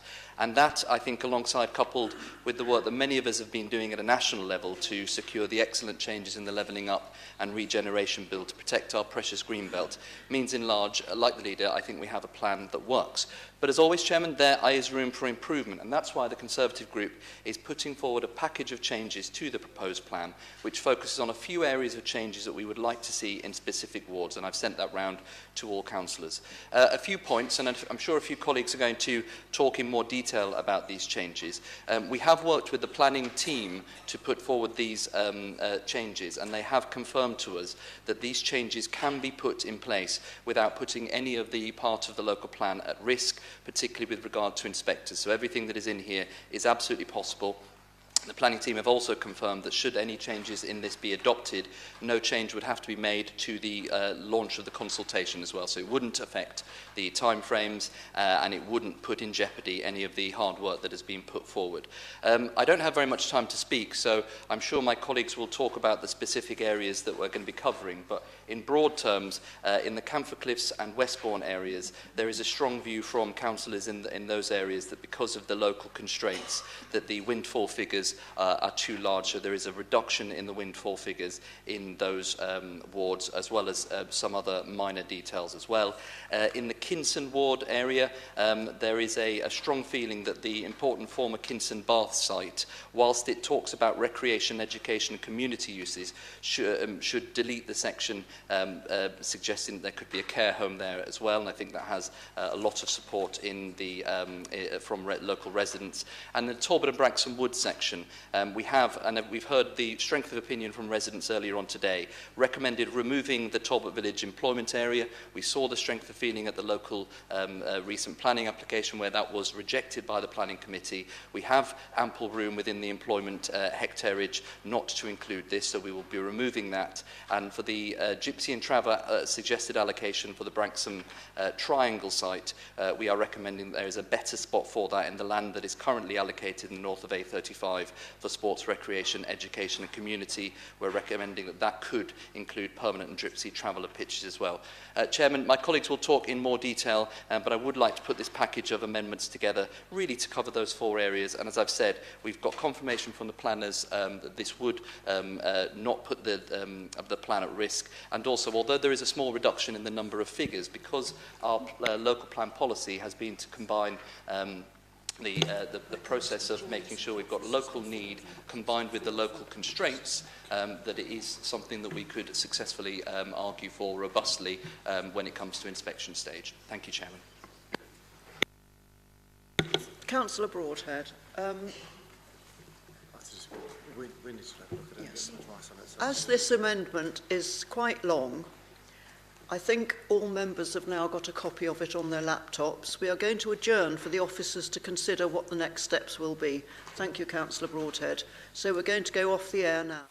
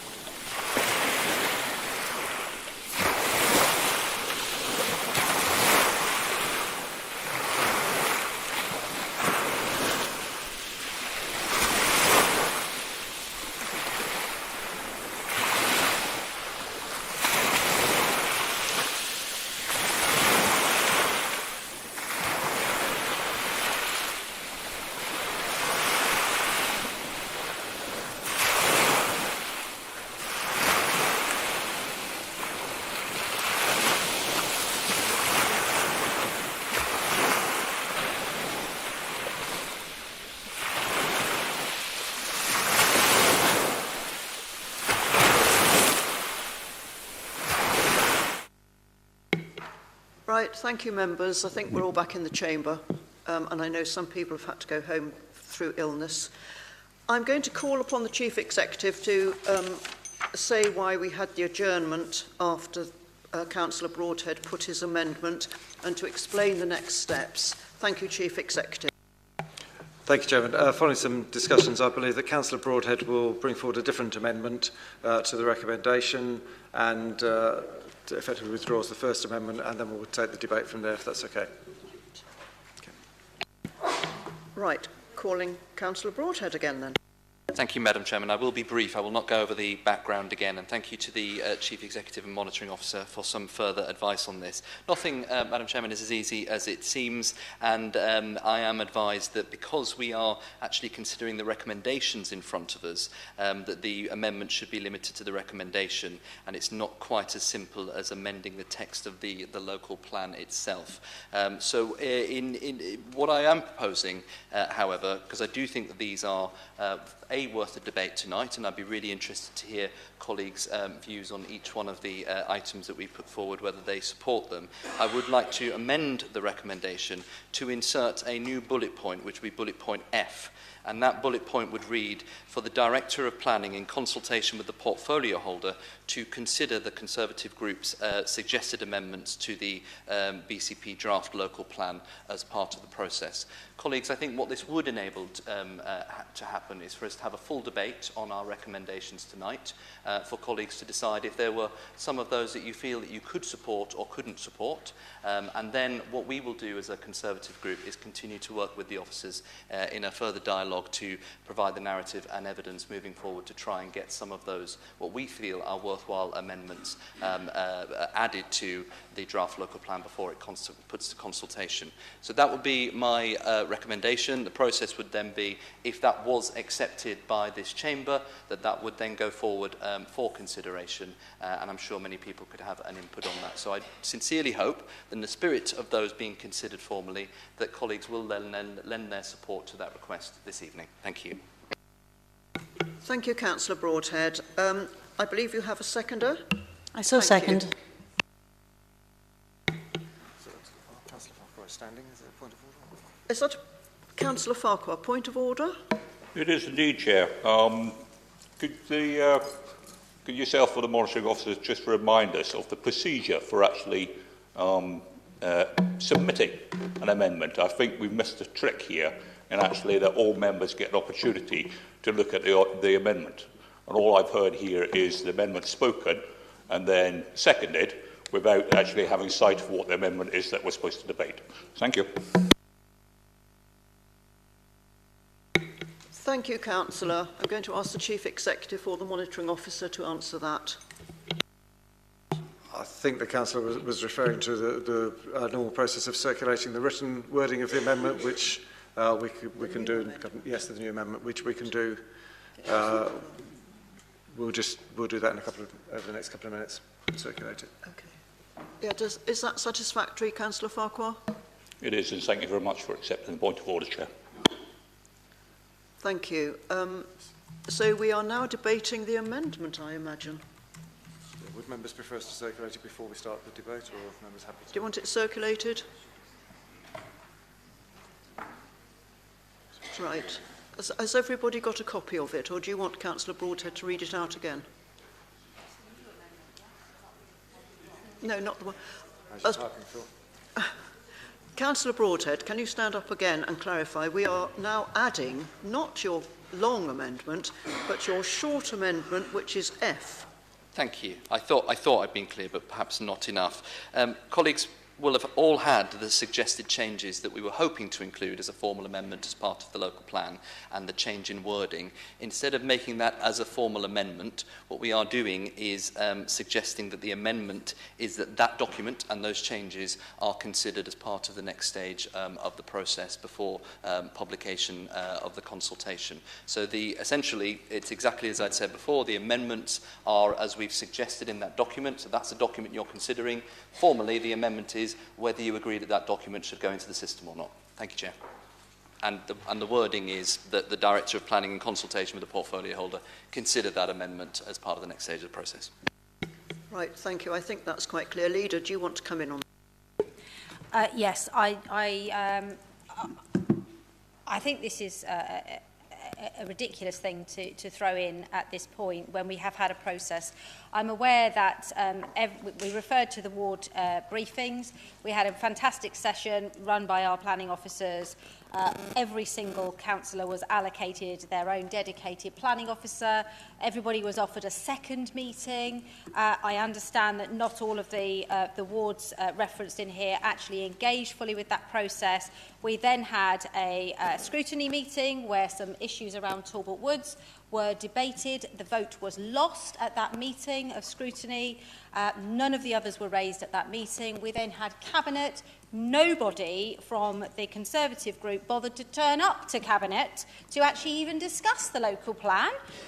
You know, they turned up and no interest at all in making their case. There has been a process, and last week we then had a 2-hour session on the local plan and actually thrashing out some details.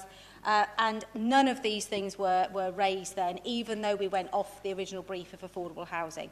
There is the opportunity, every ward councillor here has got things about their ward that they've had to take on the chin, things that they've gone for the greater good.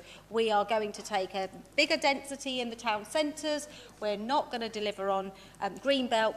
And at this stage, to throw in, these are the things we don't like in our wards, completely undemocratic. There is a process, they haven't followed it, this should be thrown out, and if they choose then to engage with the public consultation, so be it. But this is not the way to do it, and it's utterly disrespectful to our planning officers. So I propose that we just vote this down and move on.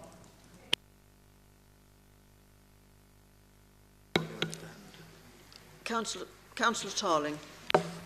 Yeah, thank you very much. Unfortunately, the leader's stolen pretty much everything I was going to say there.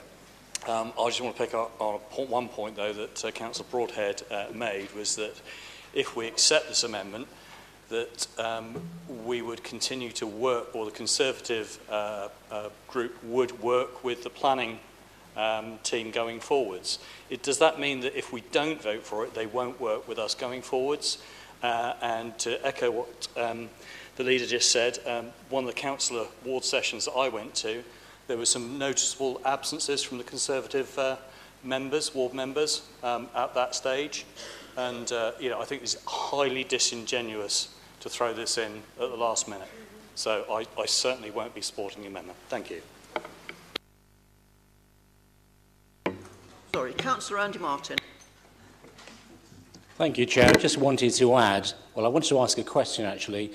Councillor Broadhead is talking about working with the offices in the next stage of the process.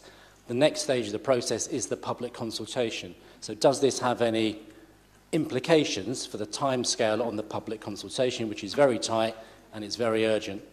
The second point I would make, and a few months ago, Councillor Broadhead, in an email to me, said I was the type of councillor who put people off going into local government. Not quite sure why he said that, but he said that. This is exactly this kind of grandstanding behaviour and nonsense from someone who has been a leader of the council, deputy leader of the council, and has a high profile in the local government nationally. You should know better than to do this, throw this in at the last minute. It's a shocker, even by your standards. Thank you. Councillor Dower. Hello, thank you. Yes, thank you, Councillor Broadhead. It's not surprising that you and the other 7 Conservative councillors who bothered to turn up tonight jump on the bandwagon of my campaign to reclaim Kingston Baths and try to score points by suggesting a change to the local plan for the said site. It's a pity that the 3 Kingston Tory councillors didn't ask for this to be changed earlier, for example, when the previous local plan was published, or when the 2 current Tory councillors for Kingston didn't bother attend the local plan walkthrough meeting when it was initially kicked off. So I would say that it's just point scoring, and I'm very disappointed that this game should be played at this stage. Thank you. Councillor Bartlett. Thank you, Madam Chairman. Sorry. Okay.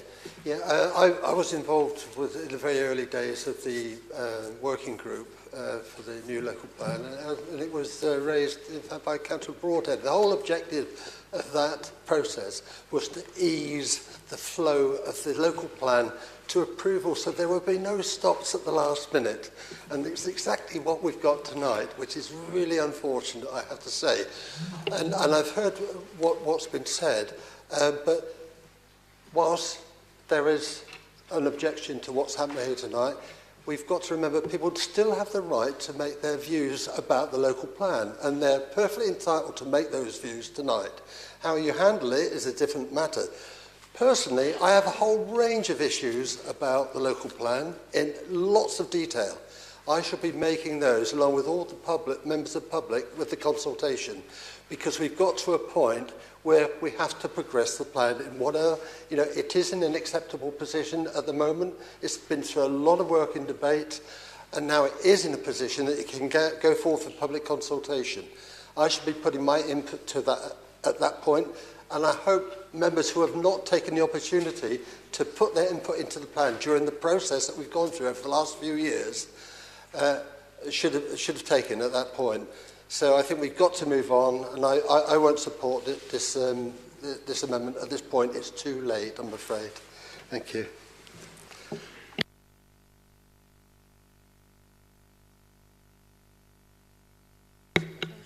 I think Councillor Farr was next.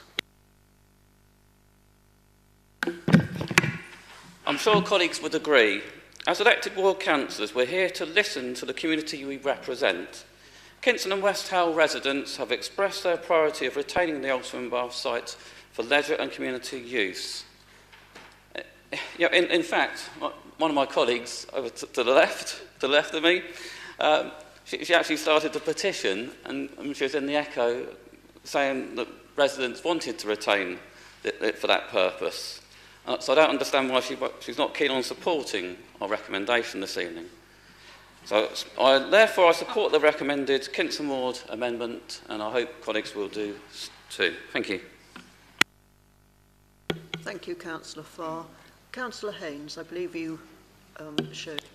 Yes, thank you, Madam Chairman. And I have to say that as ward councillors, both myself and Councillor Challoner had fully engaged with our allocated strategic planning officer. And it would come as no surprise that actually they are fully aware that we are still unhappy with the windfall allocation for reasons which I will probably not bother to explain, because I can read the mood in the room that our amendment is very unlikely to carry. But having said that, I think I probably will take the opportunity to say that we've been allocated 320 units in windfall sites, and I would say, to quote a phrase that was actually used, a perfect plan that is not deliverable. And I would say, from the perspective of a ward councillor that knows her ward very, very well in terms of where there may be potential opportunities, those opportunities are now few and far between. So to try and find 320 units to be developed, we have conservation area, we have now no extra units to be developed in sandbanks. There is very little opportunity, so it is not realistic. And what I don't want is to have a plan with targets that are unrealistic, and that's really where I'm coming from. And as I say, it's not that we haven't bothered to engage with the allocated officers. We have, and having spoken to residents, they're unhappy with it. So I'm bringing it to council. Well, whether it's supported or not supported, I want to make that view clear. Thank you. Thank you, Councillor Haynes. Councillor Salmon. So I'm no fan of bureaucracy and process and all of that, getting in the way of good ideas and whatnot. But and I think there probably are maybe some good ideas in what Phil's brought to the council. So the stuff on Talbot Heath, I think I can probably get on board with that. I think Michelle's campaign about, the nursing home in Kinston and all of that sounds a solid idea as well. But I'm worried that Phil's done these good ideas a disservice by not bringing them up sooner. And I'm sure there are very good reasons of local politics why you do it like this and all that I absolutely hate. You know, I can't stand a lot of stuff about the way local government works, and this is definitely one of it. Ultimately, I think, look, this just doesn't fly, does it? This just doesn't work. There are some sensible things suggested in here, but the way the local plan thing works, yeah, I've got my head around it, I'm new, and I get that the next stage of the process isn't a bit... I mean, this is a pointless discussion. Can we just vote this down and get on? I think there are lots of things that need to happen to make the plan better in terms of, from an environmental point of view, that Sue Chapman spoke to earlier. We can't do that now at this stage. We just got to get on and get this bit done, you know, and then we're looking at using, is it SPDs? That's what other councils have sorted this kind of stuff out. That's what we need to do next and all of that. We just need to get on now and vote this, I think, probably down. Thank you, Councillor Salmon. I think Councillor Farquhar, you were next. Thank you very much, Chair. Might I move that the motion now be put, because this debate's going nowhere, because the amendment is quite clear that they wish to add an amendment that at some point, or to read it now, thank you very much to the Democratic Services staff, that the Director of Planning and Destination, in consultation with a portfolio holder for dynamic basis, to consider the Conservative Group's amendments to the draft local plan as part of the process set out in the recommendation. I suggest that the motion now be put. Members, we have a point of order that the amendment now be voted on. So we need to vote on whether we do that. So, right. All those in favour of voting on the amendment now?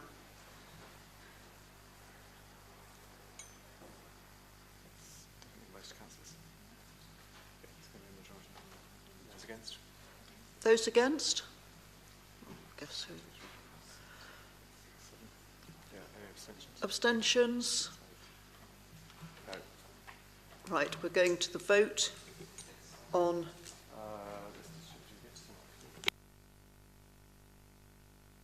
Sorry, was there a query there?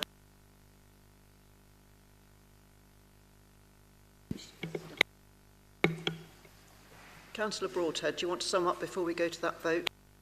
Thank you very much. I'd be delighted to, and I'd like to address a few of the points that have been raised. The leader quite rightly talked about the meetings that many members have had with officers and others about the planning process throughout the whole way through the local plan process, including within their own wards. And she's quite right, but one of the examples that we put forward in this amendment, the ward councillors, Karen Rampton and I, were only told about the proposed change, which had never been consulted on us 48 hours before publication. So yes, there has been a process, but quite often that process has been ignored and things have been landed on us.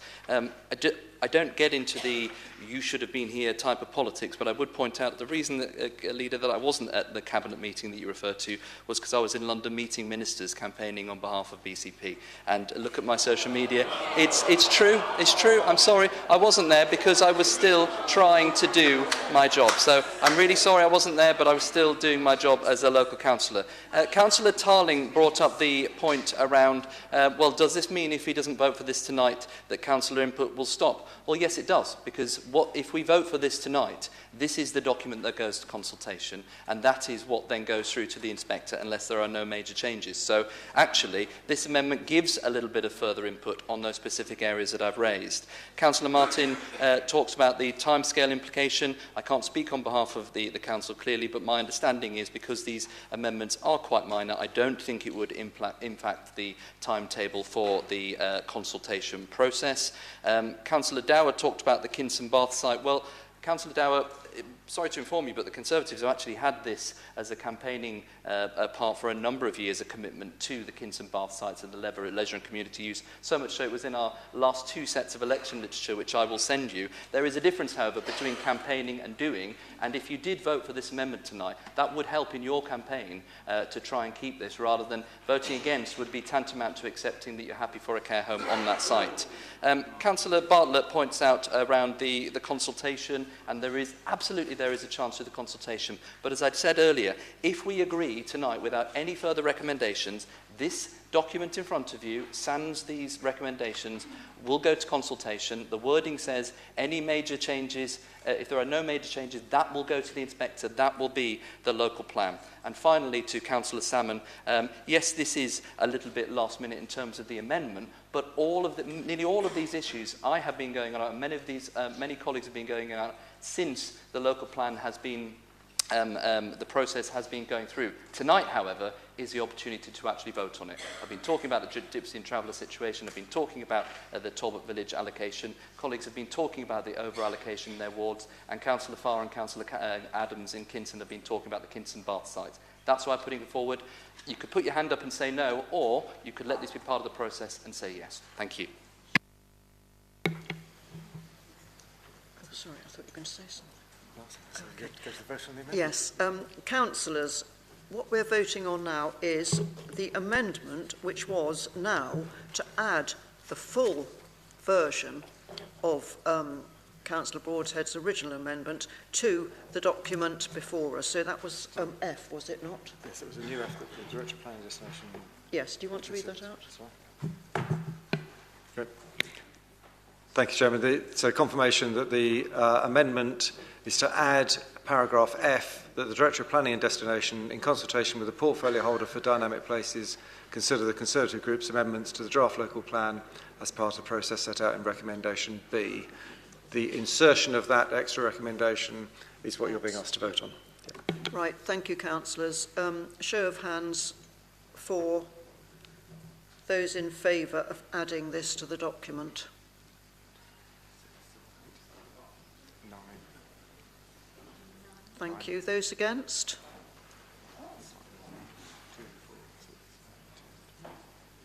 And Simon is voting. You're not voting? Not particularly, no. Yes, that's fine. That's lost. Abstentions? 1. One abstention, thank you. Right, the amendment was not...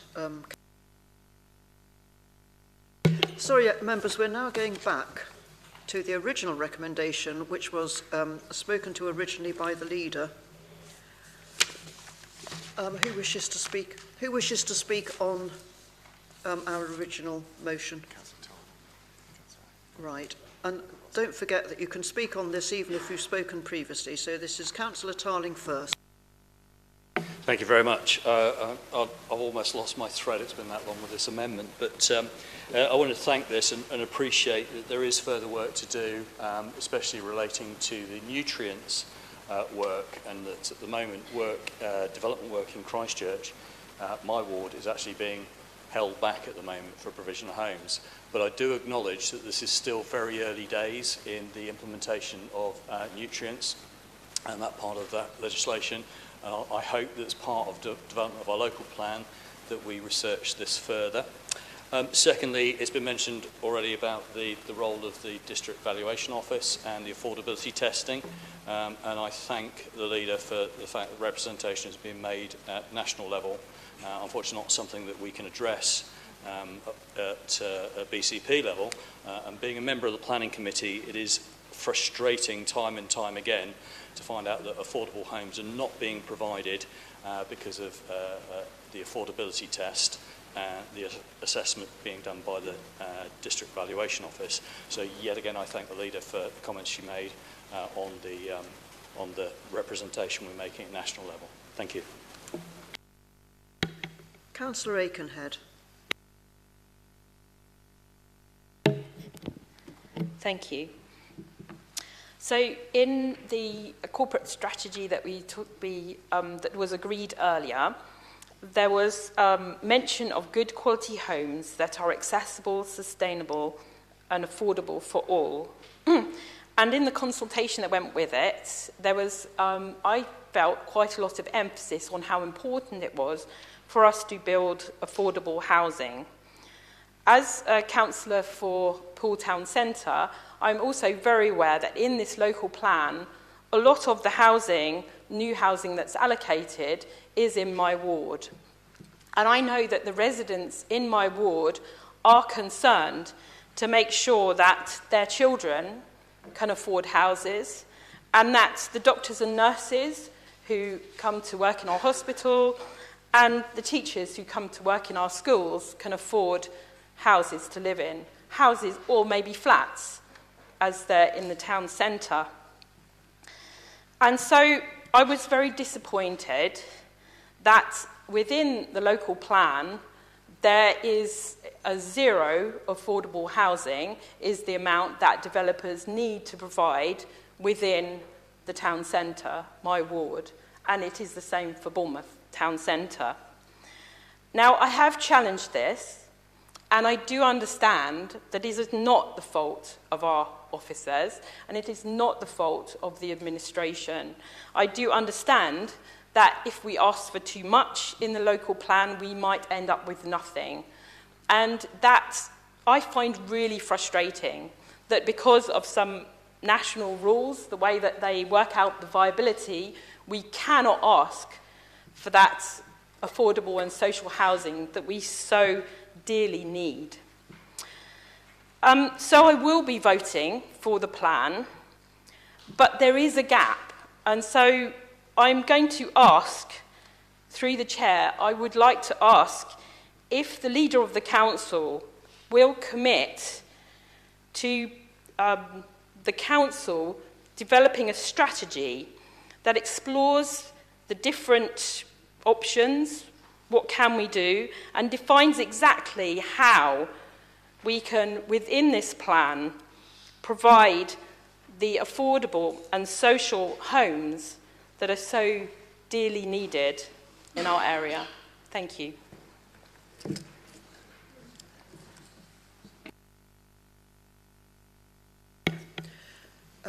Thank you, Councillor. I think we have now Councillor Kate Salmon.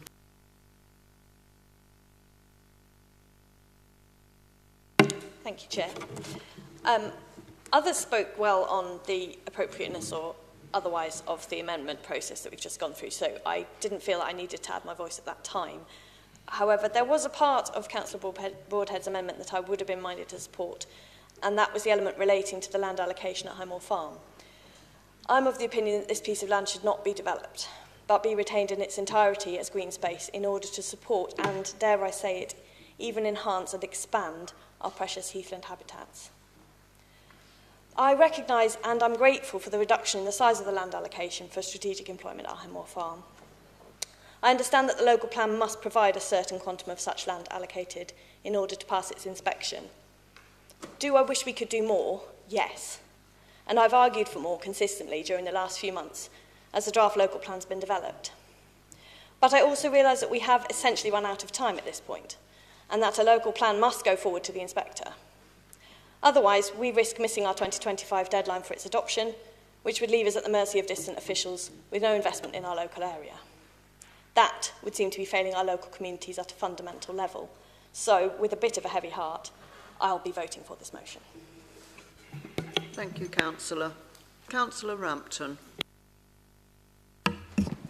Yes, thank you, Madam Chair. And I just want to be absolutely crystal clear with everybody in this chamber that I'm supporting what Councillor Broadhead said about the very late notice of the allocation of land at Branksome Triangle. We literally had an email at 9 p.m. on a Wednesday evening saying, oh, we want comments by Friday, that same Friday. It was outrageous. Yes, there was a local plan working party. Yes, it was cross-party.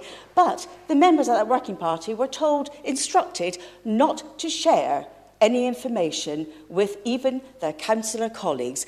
Gagging seems to be a bit of a kind of thing about this council at the moment, but there you go. So I would just like to make it clear that that was not discussed at the meetings that we had with the planning officers, which we did fully engage with. One of the ambitions of this emerging local plan is to conserve and enhance our protected habitats. And in terms of Talbot Branksome Woods, I'm afraid that two of the inclusions fail in that regard. The land at Branksome Triangle, of course, is part SNCI. And there are slow worms, there are sand lizards, there are rare butterflies, there are deer. They're all either inhabitants or they're visitors. The designation of specialist housing is a very loose term, but it's not suitable to have an allocation of a permanent gypsy and traveller site with the associated vehicles, the permanent brick buildings. The access is actually really difficult. It's a really low bridge to get under there. So it's completely inappropriate. There would be families living there. There would be predation from their pets on the very, the SNCI as well as the SSSI, because the bridges would take pets across the bridges to the heathland. So I'm not saying do nothing there. Of course I'm not. It's absolutely right. I've had a conversation with the portfolio holder. Specialist housing of some kind, like extra care or dementia care, would be eminently suitable for that site, and it is big enough to take that. So that's that site, Madam Chair. And of course, colleagues have, and other members in the chamber have mentioned the site at Talbot Village and removing the employment land from that. And I obviously 100% support that, and you heard from our residents earlier who are also of that mind.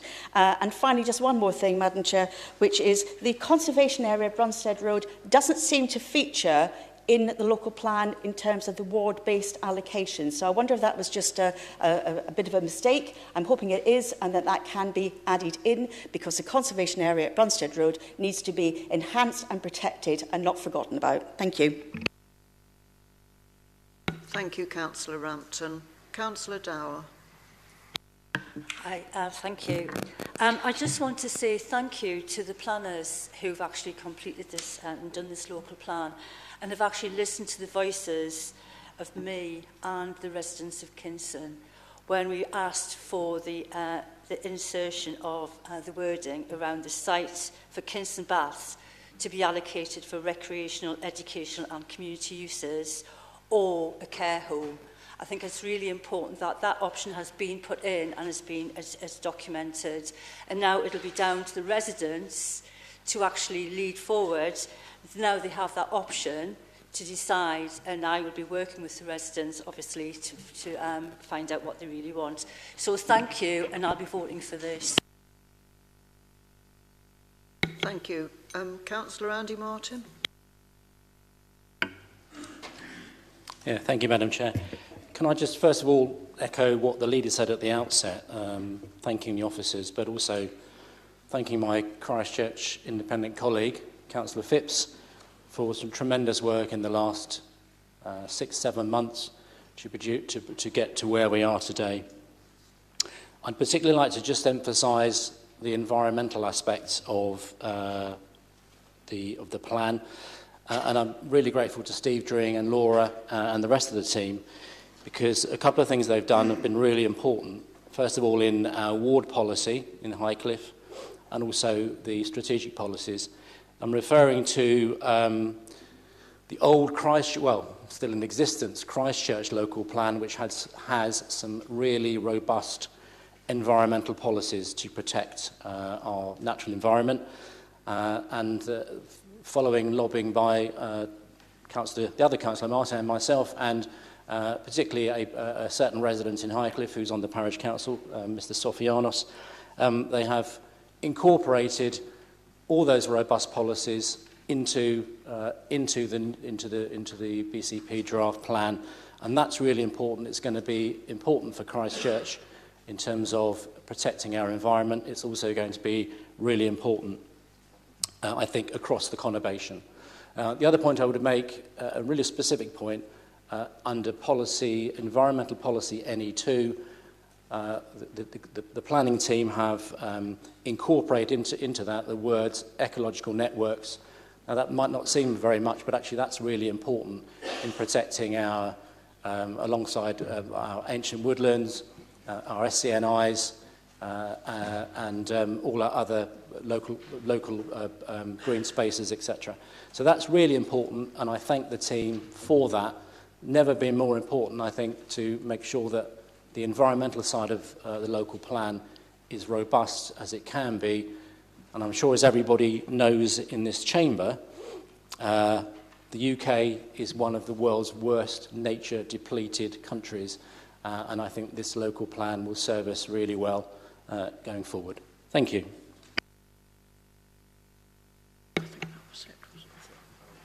Councillor Beasley.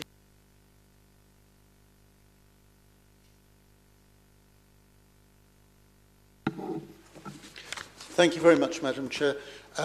Had I been in time to speak to the amendment earlier on, there were 2 points that I wanted to raise. Unfortunately, I was cut off because the debate was drawn to a close.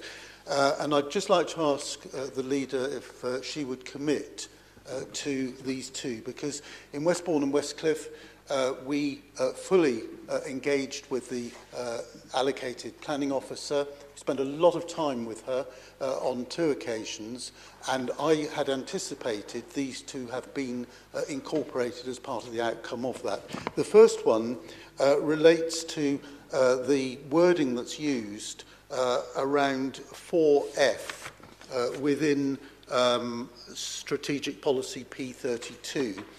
And it talks about subject to council agreement of a car parking strategy for Bournemouth Town Centre and West Hill. And what I'd like to know in terms of getting a confirmation out of it is, would we be able to actually stipulate a specific timetable to address the urgent need for a public car parking strategy in order to establish both the need and usage of public car parking provision? It's been talked about for a very long time.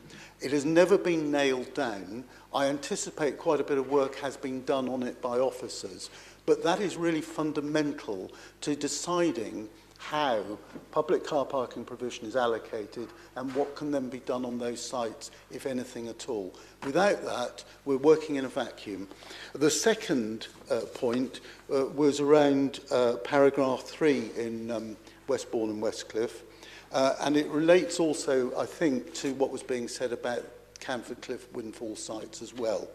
And my concern there is that I seriously believe that they should be reduced, in my ward, from I think it's 500 to 200. And why do I think that? Well, yes, we all know they need to address local needs and local constraints, but the capacity for windfall sites is limited for the future. And in terms of the ward I represent, along with Councillor Dorton Gibson, who sadly isn't here tonight because he's unwell, is that 500 is an unrealistic and extremely unlikely to be anywhere near something that will be met in practice. So there's no point doing it unless we're convinced that it can be delivered. And I don't believe that it can.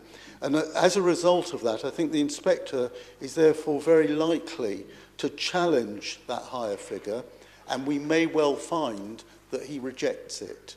And so I would hope that that could be looked at again, and on the basis that we want something that's realistic and that the inspector will support, I think it is something that needs that second look. I had anticipated that planning officers were actually doing that in this specific case from the conversations that we had had, Madam Chair. So I'd ask the leader if she could address those 2 points, maybe not tonight, but outside of this meeting, and it would be extremely helpful, I think, not just to the residents of my ward, but also to the infrastructure of the town.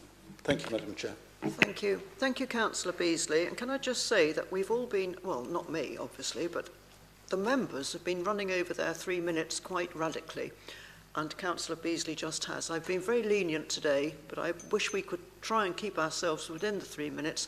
Otherwise, it goes on for a rather long time. Who did I have to speak? Councillor Brown. Thank you, Chair. I'll try and keep to the 3 minutes. You can cut me off if you want, but just very briefly, just to reference back to the amendments proposed earlier at the last minute. A lot's been said, but I really feel that's disrespectful to all members in the ward, because if you reduce numbers or remove employment land, or from one ward, from their wards, that impacts on other wards. You know, if you cut the employment land, well, somewhere else is going to have to accommodate that, and that's very disrespectful to other ward councillors here that, you know, would then have to accommodate that, whether it be housing numbers, whether it be employment land. Very disrespectful to Creekmore colleagues by suggesting actually move the Gypsy and Traveller site to their ward without discussing with them. And, you know, I think it just risks putting the whole draft local plan being found unsound, because they're taking it away from one area but not talking about where else that needs to be accommodated. But moving on from the amendments, I'd just like to thank all the planning officers and Councillor Phipps and everybody involved for their really hard work in sort of pushing this forward. I really welcome the ward profiles which we've got in this draft local plan. I think that's really useful, not just for ward councillors and the engagement with ward councillors, but actually I think that will really help the public consultation because it helps the people to really understand the plans in their local community and how it affects their local shops and the local streets and the local parks. The Kinston Bath site, I'd like to thank Councillor Dower for raising that. I'm going to take an interest in that one, partly from my role as health and wellbeing in terms of a care home on that site, but also actually for many, many years I swam there every week, so I know the site very, very well. So thank you for raising that, and I'll be watching that one. Just on a slightly different subject, I want to talk about the SIL charging schedule. Ever since SIL came in many years ago, I've taken quite an interest in structures and the amount of money it raises and how it works, and I think this is a really good move to have a SIL charging schedule that all areas of the town contribute. Even some areas, town centres are fairly small, but actually that all areas raise funds towards community infrastructure. I think that's a really important principle, so I welcome that.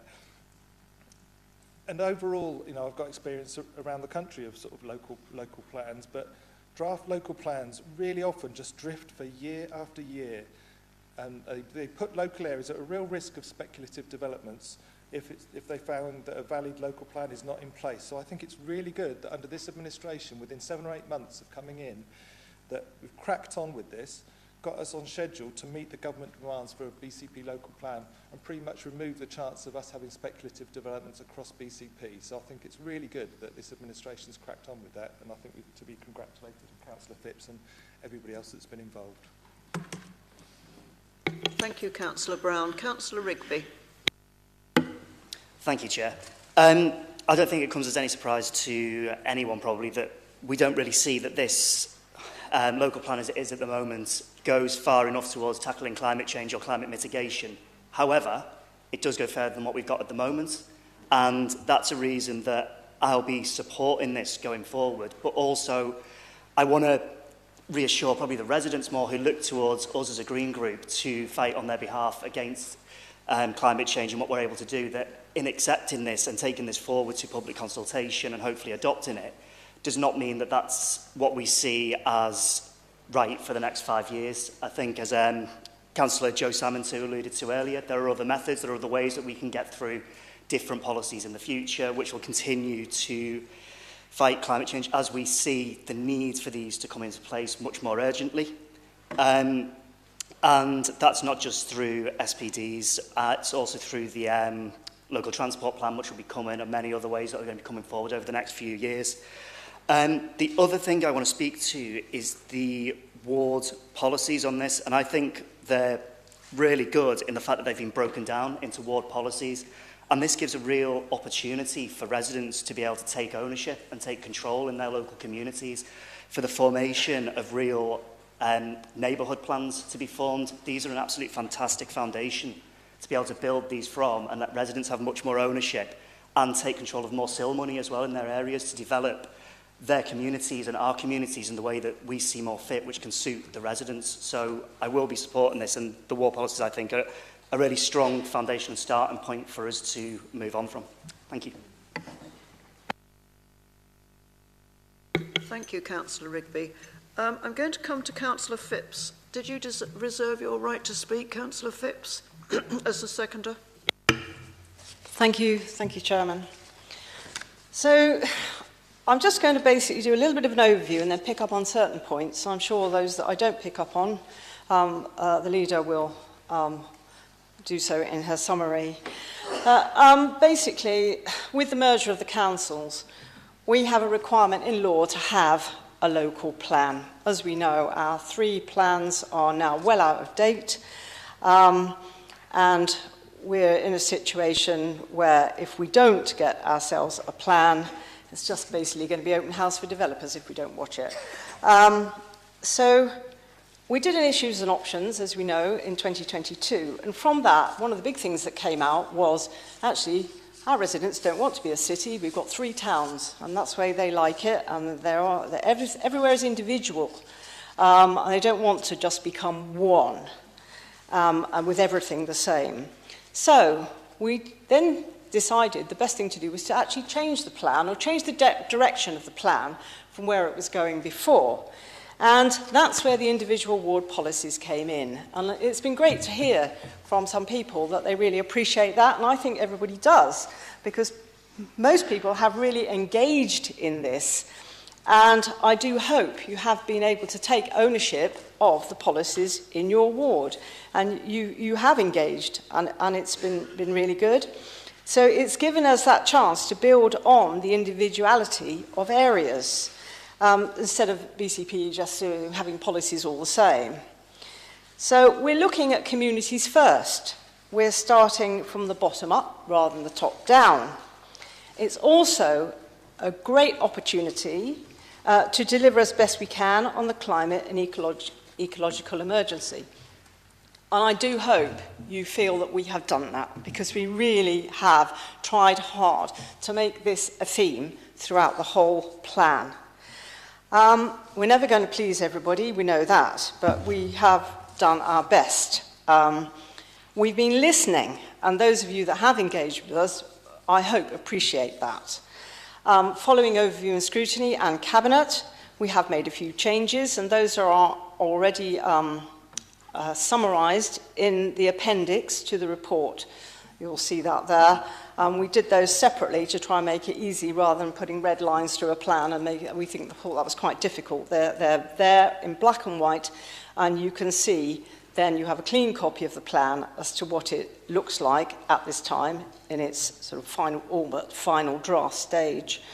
Some of the key changes have been, and one of them Councillor Martin has mentioned, about the environmental issues, have really beefed up our environmental policies at the request of councillors.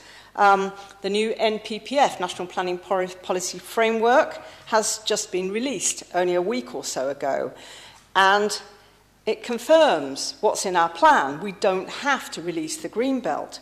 It also confirms that the government standard methodology for identifying housing need is just the starting point for determining a housing target. And this is how we have formulated our plan from that starting point, but we have established evidence based on local housing need, which is the way it should be. We've updated our policy in E3, biodiversity, following the recent issue of government legislation on implementing biodiversity net gain, with a preference now for on-site provision. That's in the plan. After debate at overview and scrutiny, we updated policy C2, sustainable construction and low carbon energy, to include the requirement for zero carbon ready homes, which reflects the current government consultation on future home standards, which comes in from 2025. We also did have a look at housing targets in each ward. Can I just ask you to wind up now, because yes, you're getting way over the 3 okay. minutes. I was going to go into affordable housing a little bit. Have I got any leeway, or would you like me? Could I just say one thing on affordable housing? Okay. So we held the briefing, as you know, and we have looked at this in depth, and there are some issues that were mentioned about this. And so using the formula of guaranteed financial contribution for town centres and affordable housing numbers elsewhere, we felt that this was definitely the best way forward. Because with affordable housing financial contributions, we should achieve over the planned period around 25 million to build affordable homes and the delivery of around 1,500 homes within developments, and I wanted to make that clear. I just want to stress that we really do need this plan, and I do hope that you will please vote to take it forward. I could say a whole lot more, but hopefully the leader will pick up on things that I haven't. Thank you. Thank you, Councillor Phipps. Sorry to cut you off. Leader, I believe you want to sum up the end of the debate. No further people indicating? No? No, I hope not. No, I don't think I've missed anybody. No, that was Councillor I Phipps was do my best right. to rattle through, and hopefully I won't miss anybody out. So my goal here is to try and respond to everybody. Councillor Tarling talked about nutrient neutrality. This is a major problem that we face, and it is inevitably going to push the delivery of homes in Christchurch to the later years of the plan. We need to work as hard as we can to work with whoever we need to, and I'm very happy to work with Councillor Broadhead in his capacity with the Conservative Councillors Association. He doesn't represent BCP, he represents Conservative Council Association, and both of us and Councillor Hilliard, who are all involved with the Local Government Association to make this happen. And in my most recent meeting with Sir Christopher Chope, he has actually tried to arrange a meeting with DEFRA so we can move this forward. Councillor Aikenhead, I'm grateful for your support and recognise that how difficult this is when you're so passionate about affordable homes. And I just want to say I met with sixth formers today at Corfe Hill School, and this was top of their agenda. We do have a housing strategy due later this year, and I'm happy to work with Councillor Wilson and the Director of Communities to make sure we include this in that. Councillor Kate Salmon, totally recognise your concerns. Highmore Farm has been a story for many, many years. The allocation was included in the pool local plan. It was removed from Greenbelt. You know, that's something that's very difficult to restore. And as you know, there's a live planning application. I think we need to make the best of what we will have left, regardless of the outcome of that, and to improve biodiversity net gain everywhere that we can. Councillor Rampton, just for clarity, your conservation area in Brunstead Road is on your ward map. It's not mentioned in the preamble. Steve Dring has said he'll make that amendment for you. But, you know, I think we've talked about the site at Highmore Farm to the ends of the earth, and I'm incredibly disappointed that the councillors in Creekmore don't appear to have been consulted before someone tried to shift the proposal across to that ward. Councillor Dower, did I say that right? I think it's really interesting that extending the options around the allocations is something that I think we should be welcoming. And in fact, if you look at the Branksome Triangle site, that also talks about specialist housing. It doesn't specify that it's only one type, it's about that. So the ability for us to flex things and increase the options as they meet the needs of the community, I think, is reflected. Andy M, Environment, brilliant, proud we've lifted them. Councillor Beasley, I can confirm that we have finally got the initial data through on the car park strategy, but there's a lot more work to come. We've literally had the sort of draft findings, and as far as I can tell, it's likely to be the autumn before we are going to have the output, but we are getting there. And of course, windfall is windfall, and we're not going to turn down applications for windfall. So if we're looking at reducing the number of windfall properties, that would be a bit of a crazy thing to do, because we should take the windfall, assuming that it meets planning policy specifically. There is an issue, as Councillor Brown said, about the knock-on effect. We've got to deliver 1,600 homes a year, and if we take from one ward, the allocation's got to be made up somewhere else. Councillor Rigby, finally, I think I've covered everybody there. I think you're right, we do need to go further, but this is our solid start, and I'm really grateful for your support in recognising that we've moved a long way from where we were. I think that the difference over the last 6 months, thanks to officers listening to what was being said to them, I think we need to pay tribute to them. And I absolutely agree with you. We should see more neighbourhood plans, as they can deliver real ownership by communities for communities, and the more of them we can get through, the better. I think I've covered everybody that's commented. I'd be really grateful if we can get this through. The consultation period is shifting slightly by just a few weeks because of a period of time we are going to be assessed under the new NPPF, National Planning Policy Framework, and in order to do so, the consultation has to happen once the guillotines come down on the old one. So this will go out in the next few weeks with an intention to go to inspection in around about May. So things are still pretty much on track for a 2025 adoption. And who knows what the revised local plan will look like next year once it's been through the ringer. Thank you, everybody, and particularly thanks to all of the officers who've worked so hard over 4 years. Thank you, Leader. That was a masterful summing up. Members, I'm going to ask for a show of hands on this. The recommendations are A, B, C, D and E. We've already voted on the amendment, which was at F. Can we have a show of hands? All in favour?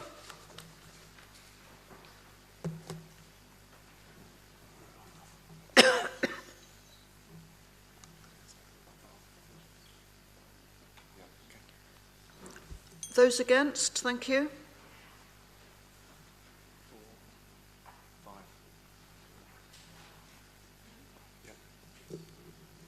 Thank you. Oh, sorry, yes, sorry, abstentions. Thank you. That's 3. Thank you. That's passed, thank you. Right, we're moving on to item 9, which was Cabinet 13th of December 2023, minute 70. And this is, oh, thank you, Councillor Tarling. That's the way to leave a meeting. Right, Council New Build Housing and Acquisition Strategy. Councillor Wilson, I understand you'll move the recommendations, and I think Councillor Earl will second this move. Thank you, Chair. This report is an update to the Council's New Build and Acquisition Strategy, often shortened to CNAS. It sets out the Council's ambition for housing delivery over the next 5 years, citing important aspects in delivery of the homes we need. These are key projects, planning and construction commitments, partnerships, as well as the surrounding context and the outlying success that we've already had. At the heart of the report and recommendations is the site at Hilbourne School. Previously approved in 2018 and 2022 for 110 new homes that will be built to high environmental standards, and the site will be 100% affordable, with 50% of the homes being rented at social rent levels and 50% of the homes being for shared ownership.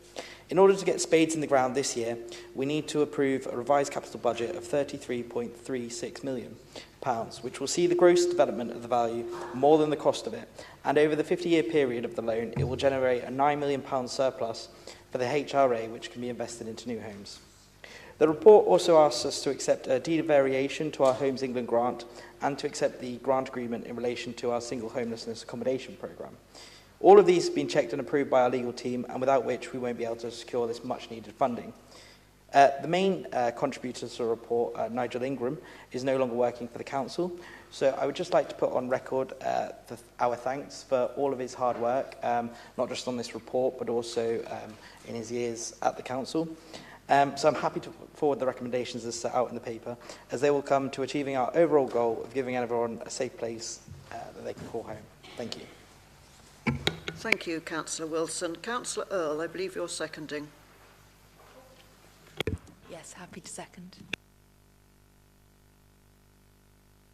Members, we can go to the debate on this. Do I see any hands raised for debate? No. Councillor Earl, then, do you wish to speak as you're seconding?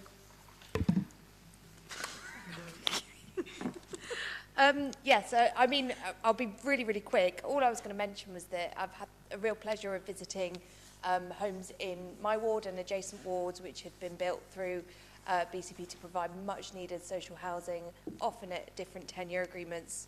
And I think it's brilliant that we're going to have a real mix and we're focusing on this as a council. Thank you. Right, members, do we have consensus on this? Can we agree? Agreed, thank you.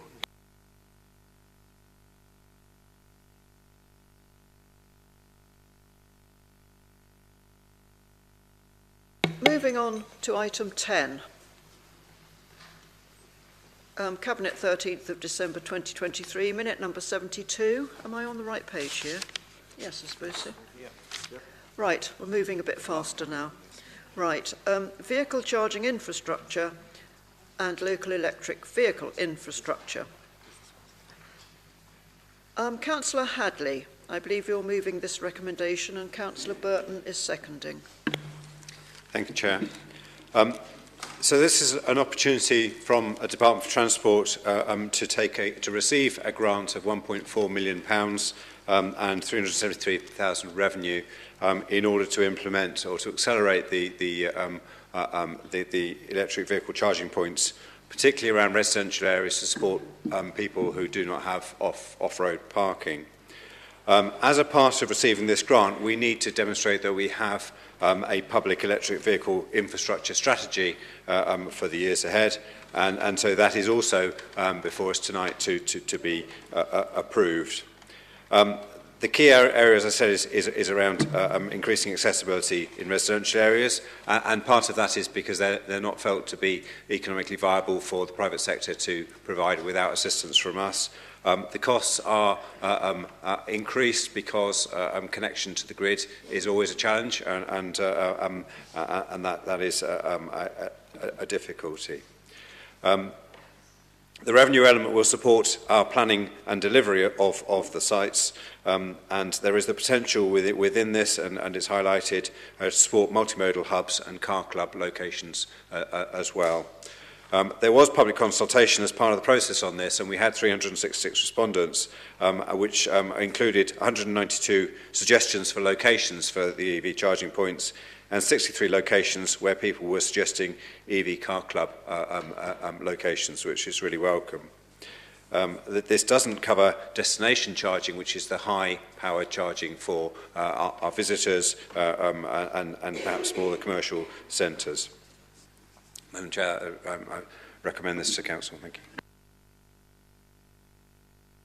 Thank you, Councillor Yes, thank you, Chair. I'm very happy to second this, and I reserve my right to speak if needed later. Right, so do you want to call Councillor Carr-Brown? Thank you, Madam Chair. We would like to move an amendment which we have shared with the group, with the council members. So yes, I'm just notifying you that we would like to move an amendment on this. Yes, can you tell us what the amendment is, please, Councillor? Yes, very happy to. As I said, it's been shared, but I'll read it out. And it's to add to the recommendations a point D, which would say, continues to investigate a range of technologies and solutions, such as gullies, pop-up and lamppost chargers, to facilitate and establish comprehensive on-street electric vehicle charging on residential roads to help residents without access to driveways to transition conveniently and affordably to electric vehicles, which is a crucial part of our ambitions to address climate change. Thank you. Do you have a seconder, Councillor? I think second, third, fourth and fifth. Are you going to fight it out as to who? Yes. Councillor Canavan's going to say. Yeah. Sorry, Chair, somebody just woke me up. I'm formally seconding it, Chair, and reserving my right to speak during the debate. Councillor Hadley, Councillor Hadley, having heard the amendment, would you accept this on your motion? Madam Chair, I would, and I would refer members to page 668 of your pack. There is a paragraph EV 2.2, which if I could read, because it's quite short, this is actually in the strategy as planned, but it also gives some of the reasons why perhaps the on-street technology hasn't been considered at the moment, but recognising the technology is fast changing, I'm very happy to accept the recommendation. The paragraph concern says, EV 2.2, to consider all available residential charging options with solutions designed to balance the needs of residents, businesses and visitors, whilst keeping it safe and accessible network of footways and minimising the amount of street furniture and clutter. The Council's EV consultation feedback highlighted a clear preference for charge point infrastructure targeted at residential streets to be in the carriageway and not on the footways. This will reduce clutter and improve maintained space for pedestrians. Individual site service will be required to assess potential on carriageway locations. So it's in the strategy, and I accept the amendment as proposed. Thank you.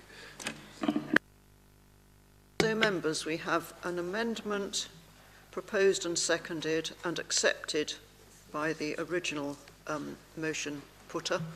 I believe the leader wishes to speak briefly on this. We're now speaking on the substantive as amended? No. Okay, do you want to clarify that? Yeah. So just to clarify, the Council needs to take a vote to agree the amendment, which then becomes part of the substantive. You don't have the debate, and there's no discussion on whether consent should or shouldn't be given. It's just a straight vote once the proposer has accepted the amendment, which he has done.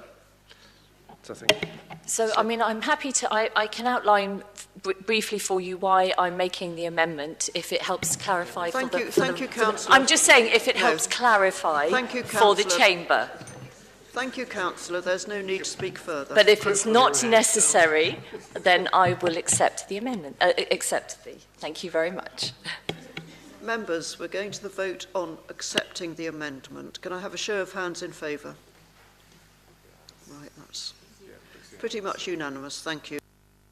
Now, we can go to the debate on the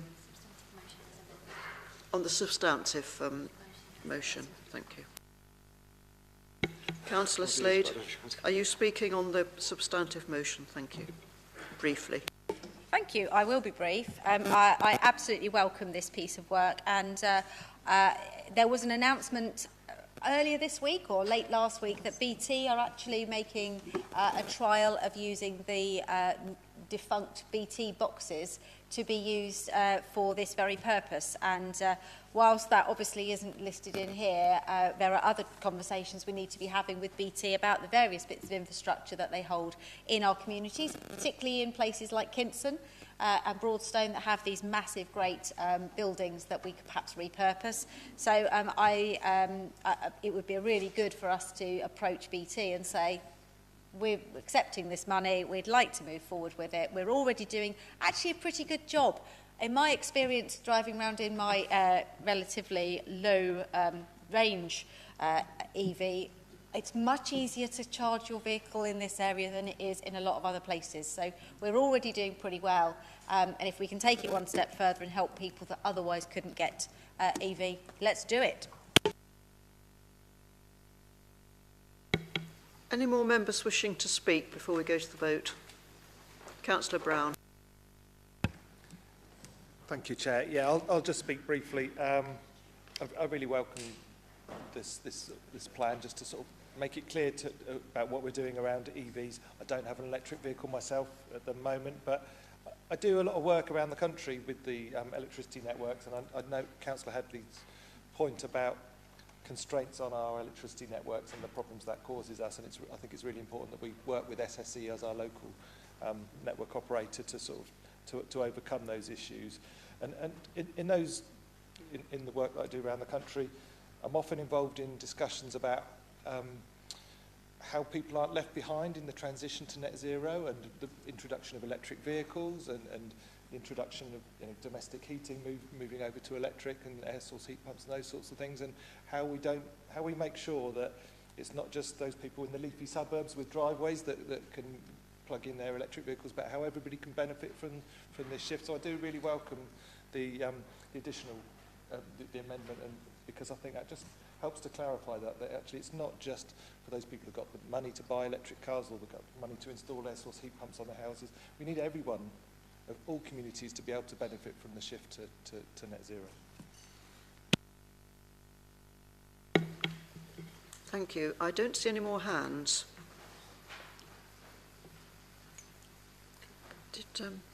Sorry, where have we got to? Councillor Burton, did you reserved your right? Do you want to speak before we go to the vote? I would love to speak about this actually, but I'm not going to because I don't think I need to. Oh, very strategically done then, thank you. Members then, on this particular item, can we have a consensus vote? Is that agreed? I think so. Thank you very much.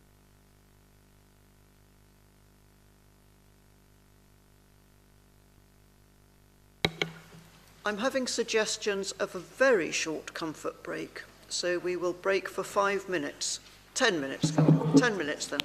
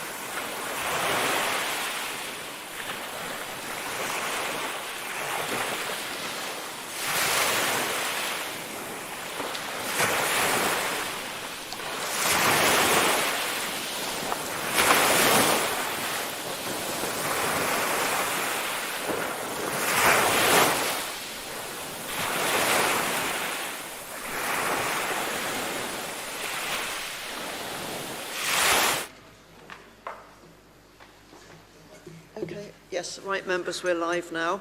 Item 11, Audit and Governance Committee, 30th of November 2023, minute number 46.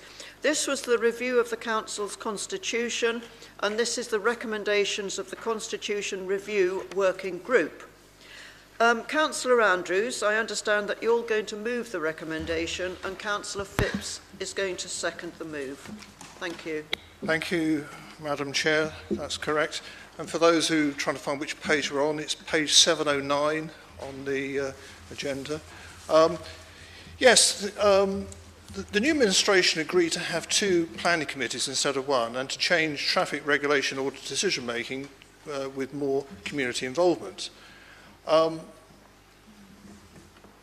Audit and Governance Committee have been discussing both of these, and hence the recommendations you have before you this evening. Firstly, dealing with the Planning Committee, the Council has operated as a single committee since the Council was formed. However, many requests have been made for area-based committees. Many other councils have area committees, which are seen to support more localised decision-making. So ANG have agreed the following. The number of area-based committees should be 2, split on an East and West basis, to be named Eastern and Western BCP planning committees. The planning service is already being restructured to establish an East and West teams, so the alignment with those is very important for efficient working. Indeed, there was a statement from Sheila Warner earlier this evening mentioning the fact that perhaps there should be 3 as opposed to 2, but on the basis that the officers are splitting it between an East and West, I think it's logical to carry on with the suggestion of 2. Now, the dividing line between the 2 areas is to follow the former ward boundaries. 2 specific areas were determined using historical data to provide, as best possible, an equal balance of officer workload for each area, also for committee workloads and the number of councillors. The recommended number of members for each committee is 11, which is a reduction on the current number. Political balance rules will apply to each committee, but local representation from political groups is to be encouraged. The intention is to have quarterly briefings for all committee members, that's both East and West, to promote consistency. Training. Now, training was considered, and it is vital for all members, and indeed potential substitutes on planning committees, that has been covered, and the proposed constitutional changes that you have in the track draft, there is a new section referencing mandatory training. There have been obviously situations where substitutes have attended planning committees and perhaps they haven't had full training, and this is very important that even substitutes get trained up. Now, there is also reference to TAG and the other item in this report, and together with Licensing and Appeals Committee, all of these quasi-judicial committees are to have mandatory training. Now, Transport Advisory Group, TAG, the Council currently refers all traffic regulation orders and other transport-related matters to Cabinet for approval. The new admin has indicated a desire to promote community involvement and local representation on issues which affect specific localities, and ask the Constitutional Working Party and ANG to consider the introduction of TAG. ANG are recommending that the Transport Advisory Group also be established from May 2024 based on the following principles. The membership comprises of 1 member from each formally constituted political group. I think there's 7 in total. Only non-executive members can serve on that. Ward councillors may attend and speak. Substitute members are not permitted. TAG meetings are to be open to the public and, where possible, live streamed. Meetings of TAG will be approximately a fortnight prior to each Cabinet meeting. Now, where there is no significant or contentious objections received, the idea is that the decision can be delegated to officers. Public participation will be allowed, and that's very important. Councillor Andrews, you're going well over your 3 minutes, so you're going to be winding up any minute now. I have just one more sentence, basically. Thank you. I understand it's important. Therefore, all the proposed constitutional changes are set out in the track copy, which is attached to the agenda, which you have before you. So I propose items 11A to C set out in the agenda. Thank you. Thank you, Councillor Andrews. Can I call on Councillor Phipps, who is seconding? Yeah, happy to second and reserve my rights to speak. Thank you. Councillors, any debate on this motion? Councillor Bartlett. Thank you, Madam Chair. With respect to recommendation A, when the Shadow Local Authority created a single planning committee, there were concerns that it may not cope with the number of applications coming to the committee. This did not materialise, and the single committee has accommodated its workload for over the past 4 years or so with relative ease. Full Council has previously considered a similar request to introduce area-based committees, and this was rejected. The latest attempt to introduce area planning committees is stated to improve local representation, but planning decisions are driven by planning policy as required by regulations contained within the National Planning Policy Framework and the local plan, and not by the personal views of planning committee members. We should also remember that the role of ward councillors in planning applications was enhanced specifically to ensure that local views would be properly presented to the planning committee. It is important that planning committees exercise its authority in a consistent way across all parts of the conurbation. Creation of another committee makes this hugely difficult, not just because there will be two sets of councillors all battling with the complexity of policy-driven decision-making, but particularly when you consider that Bournemouth will be split right down the middle, with one committee on the east and another on the west. I would ask you to consider, how does this arrangement improve consistency or improvements in decision-making? Introduction of a second committee adds more complexity, administration time, training, democratic and planning officer support and costs. Given this, there are no logical reasons that I can see to change the current one committee arrangement, only reasons not to. So if this is obvious to me, why has the A&G Constitutional Working Group made this recommendation? And why was this sanctioned by the A&G Committee? The answer is simple. Neither committee seriously considered the rationale for the change. They only considered what needed to be done constitutionally to accommodate the change for a decision that the administration had already agreed to make. Please watch the A&G committee meeting recording and you will understand why I have drawn this conclusion. It is clear to me that the proposed change is unnecessary. It does not add value in any respect, only cost, and will result in inconsistent planning decisions across the conurbation. Members, I have sat on the planning committee for about 7 years, and I can tell you that if you agree to this change, it will be a big mistake. This is why full council has rejected similar proposals before, and why you should reject it now. Thank you, Madam Chair. Councillor Andy Martin. Thank you, Madam Chair. Just very briefly, I completely disagree with my good friend Councillor Bartlett, and I'm sure Councillor Phipps will pick up his points in her summing up, or rather, Councillor Andrews.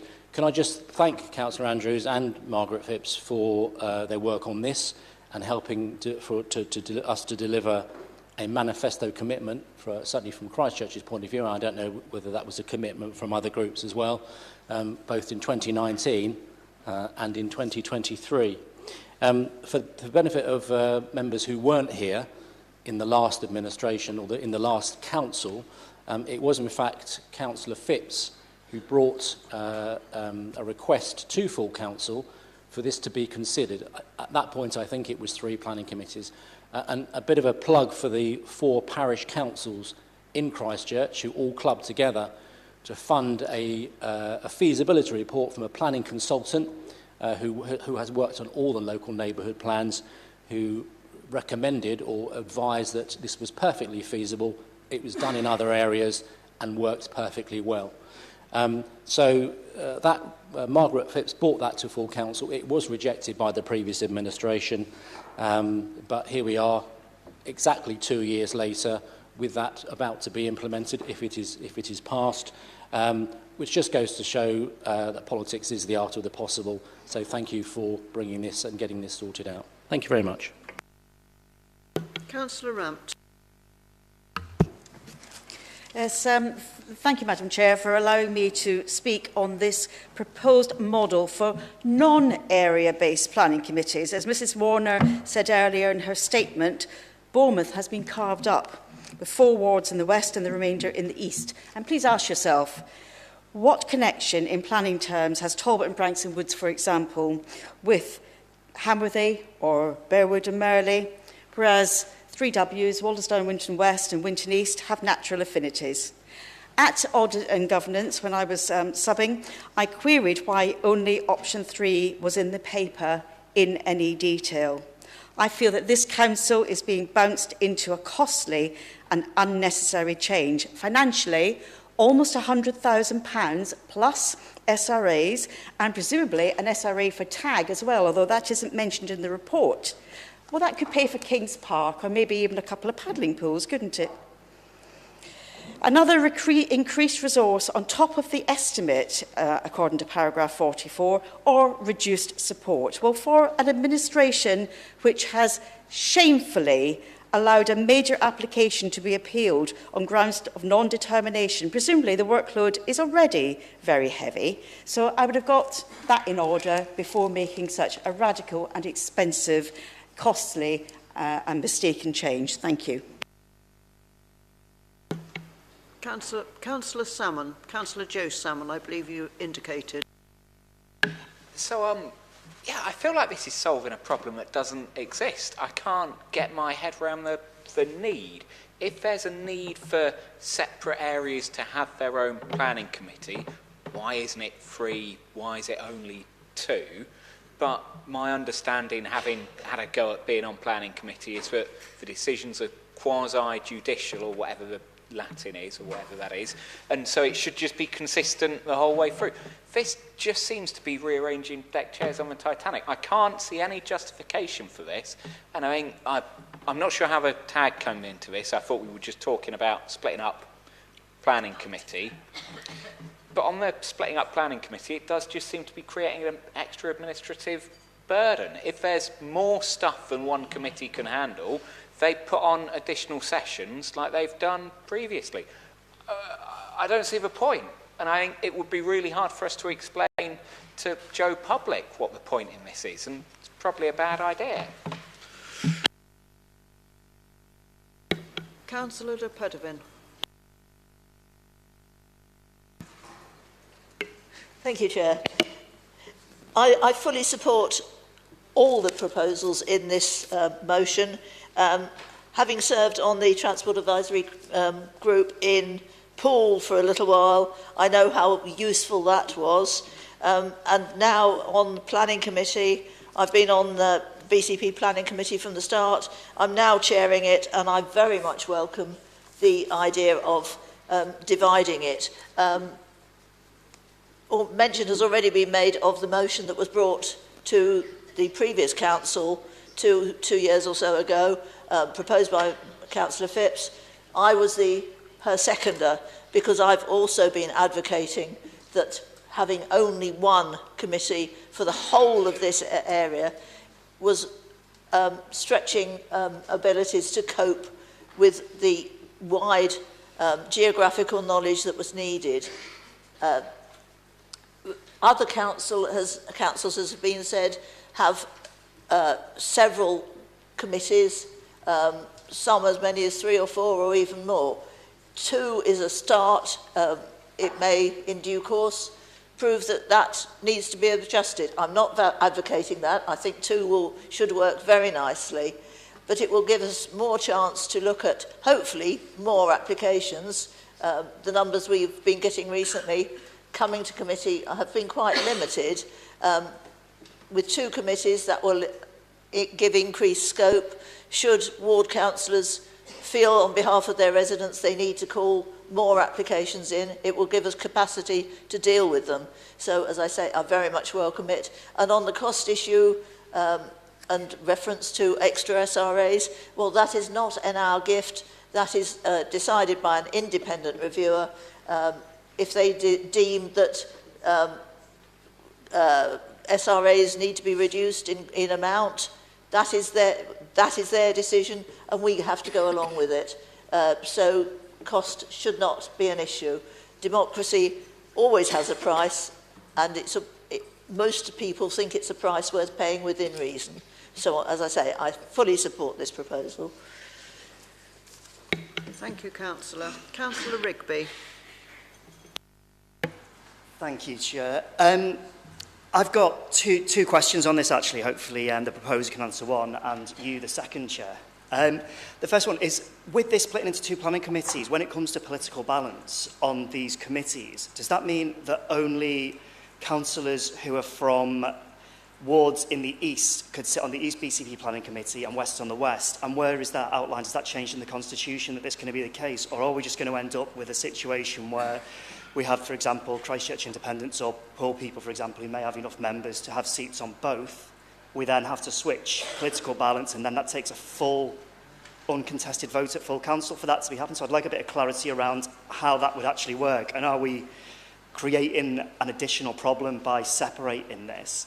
The tag side of things, fully supportive. I've wanted a tag group for a long, long time, and I've asked the leader a lot. So, Chair, my question to you would be, could we vote on the recommendations in this separately, please? Thank you.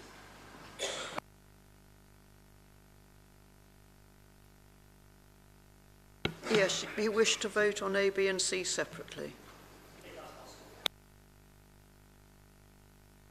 Yes, I think that's something that I can just agree on. Councillor Gillian Martin, I believe you indicated. Thank you, Madam Chair.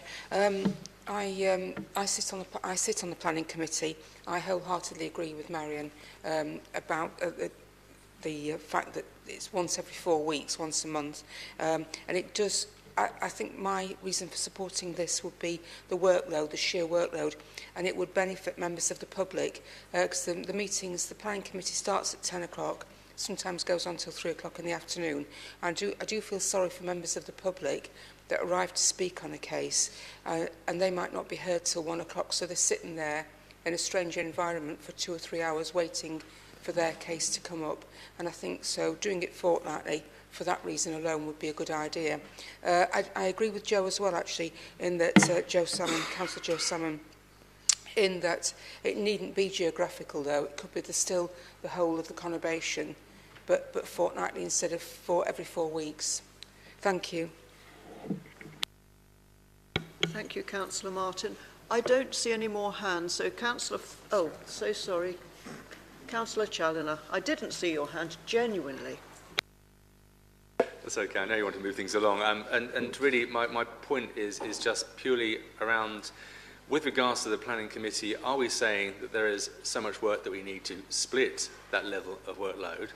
Or are we then going to encourage more applications to come to Planning Committee and encourage ward councillors to actually maybe propose or use the call-in process to do so? Otherwise, I agree with Councillor Salmon. We are solving a problem that doesn't really currently exist and actually just increasing costs at a time when we're being told, and we're all aware of how much we need to try and cut them. Thank you. Thank you, Councillor. Councillor Haynes, were you actually indicating or waving to Councillor Challoner? No, I was just indicating that Councillor Challoner. Thank you, Madam Chair. I thought you were. Thank you. Councillor Hadley. Thank you, Chair. I don't have a strong view on the Planning Committee. It's not, I haven't served on the Planning Committee myself. I do think there is something about consistency of policy, but equally, particularly for members of the public, the accessibility, and as has been raised, the length of the meetings is something that is a concern. I have sat on TAG in the old Pool Council and also chaired it in the first year and a half of BCP Council. And I do think there's value in giving the public the opportunity. Very often they'll get very passionate about parking and WO lines and very small matters that we don't really get the airtime in Cabinet to consider in great detail. But to be able to query with officers and with members of TAG, I think is a valuable thing to aid democracy for people in those issues. So I support what is planned. Thank you. Thank you, Councillor Hadley. I was going to say Councillor Leader. I think it's the Leader wishes to speak. Be Councillor Slade if you like, I don't mind. Two very brief things on TAG. Absolutely support TAG. I'm really glad we've managed to bring this back, and I think it's only positive on that. On the Planning Committee, I just want to make reference, and I did raise this, it may have been at Cabinet, that there hasn't been as many cases go to committee in the last couple of years as we might have expected, and I don't know why that is. It may well be that there have been fewer planning applications coming through because of COVID and a decline in the market. But one area which will be coming through, assuming that we make the change that we intend to, is that all council planning applications and applications on public land, we, in consultation with the new Director of Planning, we absolutely believe that anything the council does, subject, apart from putting a sign up, usually minor, anything that requires a full planning application should come to committee. It should be dealt with transparently and openly. That could see quite a dramatic increase in the number of applications that need to come to committee for the purpose of being transparent. And they are likely to have a lot of public interest and certainly a lot of member interest. So although there hasn't been as much coming through historically, I fully expect over the next year or two to see those come forward by quite a big increase. And if workload is an issue, then this absolutely is important. And it's important that people know that they are dealing with people who are recognise, they really understand that part of the community that they're being asked to serve on. So for that reason, I support the division into two committees. 3 committees, it would mean if you split it into 3 towns, and I recognise that a resident is still in the gallery, it would be virtually impossible for the councillors of Christchurch to have some independence and have a committee that was big enough to be a planning committee. There are only 10 councillors in Christchurch, and you'd need a planning committee of probably at least 7 people. So I think that would be impractical. And while I understand the dividing of Bournemouth, we are all one place now. BCP. Councillor Burton, you indicate. Yeah, thank you, Chair. I just wanted to talk about the idea of the 2 committees and squaring it with Joe Public. In my experience, Joe Public would really like this, because in my ward, one of the things which is sent to me many times when people are cross about planning decisions is those councillors who don't even live here have made that decisions that they don't understand the area. It is a quasi-judicial, yes, except elected members do make that decision. If you want consistency, if you totally want consistency, why do each local authority have separate planning committees? Why isn't it done totally quasi-judicially or judicially, centrally? My ward is right next to Wimborne, which is a Dorset area. Planning decisions get made differently there, and yet they still affect us. So ideally, I would also like 3 areas, but I totally get the leader's idea that actually it could not be serviced. Thank you, Councillor. Councillor Canavan. Chair, could I just ask for response to Councillor Rigby's point about councillors who represent wards in the East not being able to sit on the Planning Committee for West, because that was not my understanding of the paper. My understanding of the paper was that you could do both.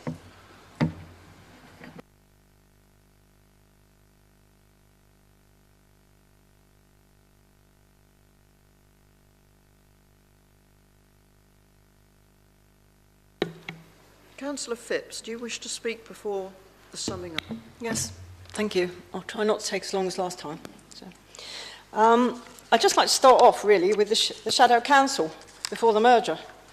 And I remember standing up there, as I believe there were others as well, who supported this, and said, well, actually, one committee isn't a good idea for such a large area. And we were told at the time by a councillor who's actually still in this chamber, that this actually was temporary. We've got to start with something, and it could actually be reviewed. And I know there are those who remember that, exactly. And here we are now, over 4 years later, and thank goodness we got to the review, finally. Area committees do work very well, in other councils. Dorset has them, and they don't seem to have a problem with it. So I don't see why we should. At the end of the day, this was a cross-party, cross-party, there were from different groups on the Constitution Working Group, and it was unanimous that we brought this to ANG, and it was agreed at Audit and Governance, and here we are. So I do believe that this does give local representation. Membership will be down to political balance, but you would expect that groups would actually say, well, you live in that area, you go on that committee. That's how it will work, and it will be up to groups, it will be up to councillors. But they will be area committees, and they've actually been formed and determined subject to data, and it's all here in paragraph 16. They're pretty equal as far as the workload. It's a workload for officers and councillors.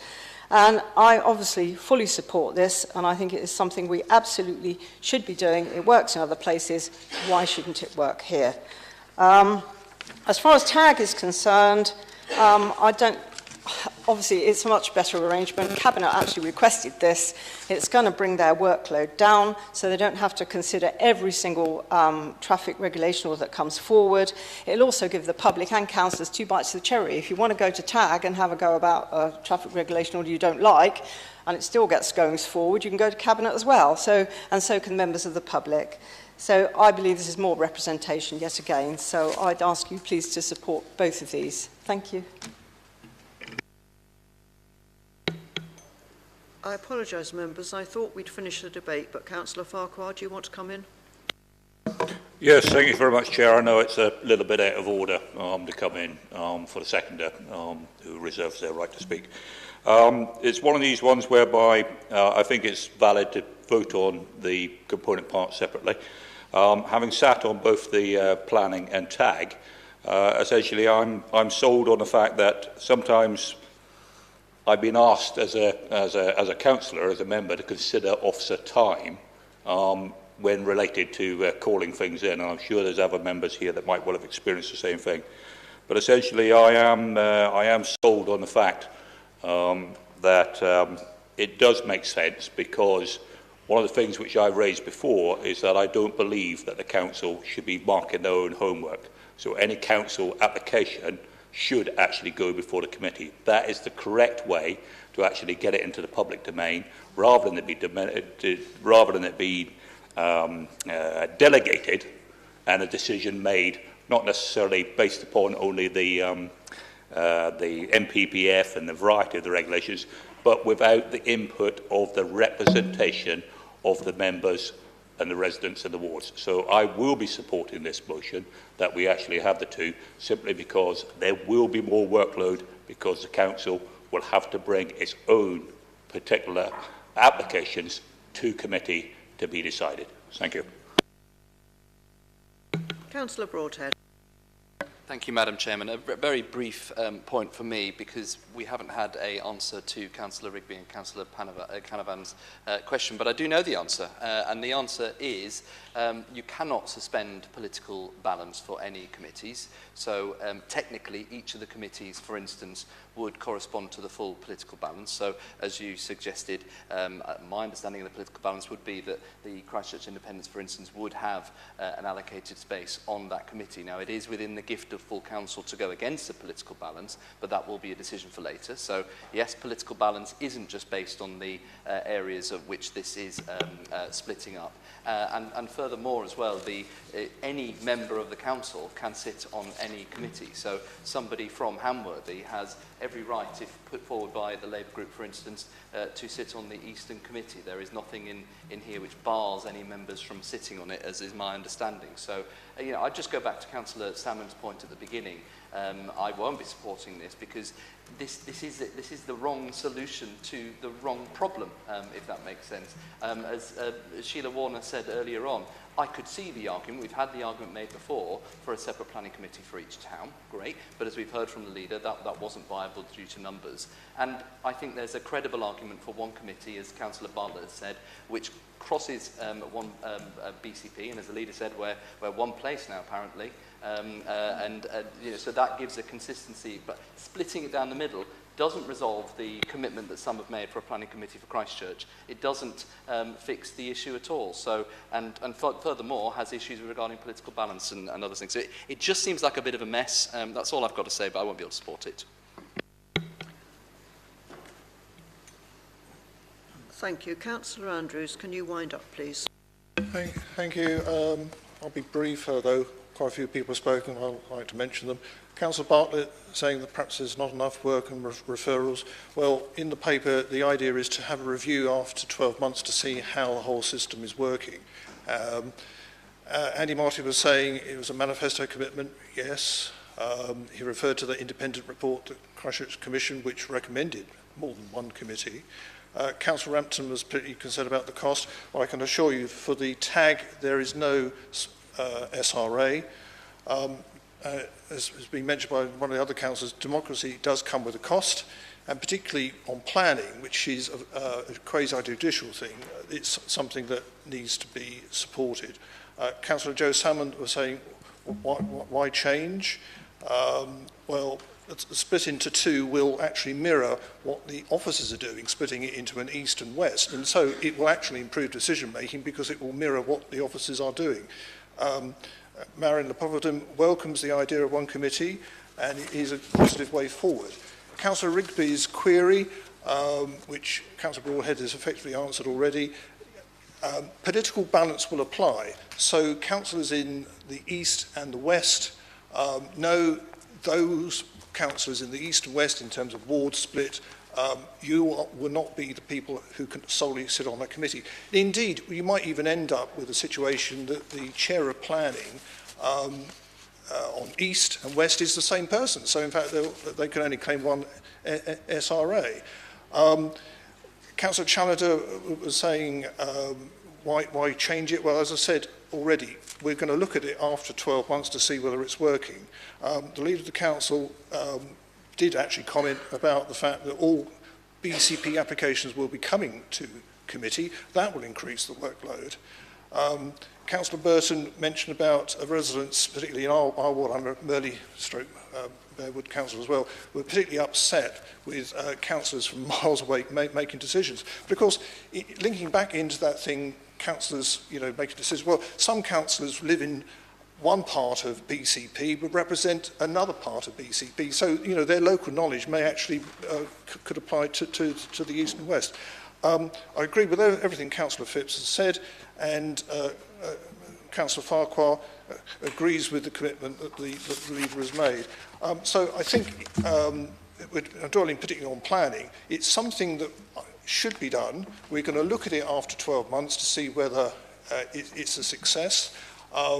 And tag, that is a definite improvement on what's been happening to date.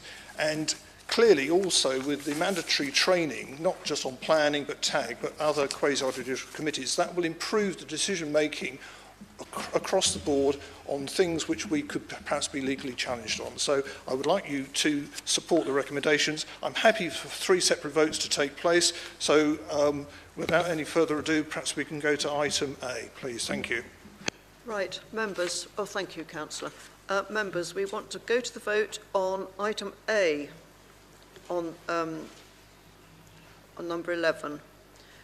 So we've all got that on our sheets. We all know what we're voting for. Show of hands, all in favour.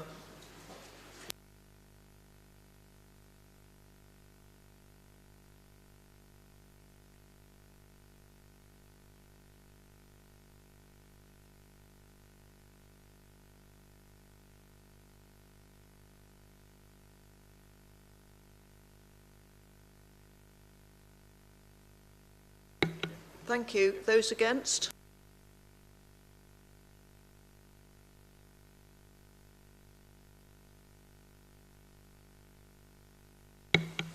Those abstaining?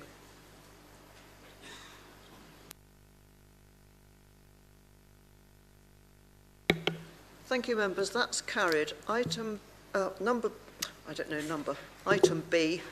Item B on your sheets, all in favour?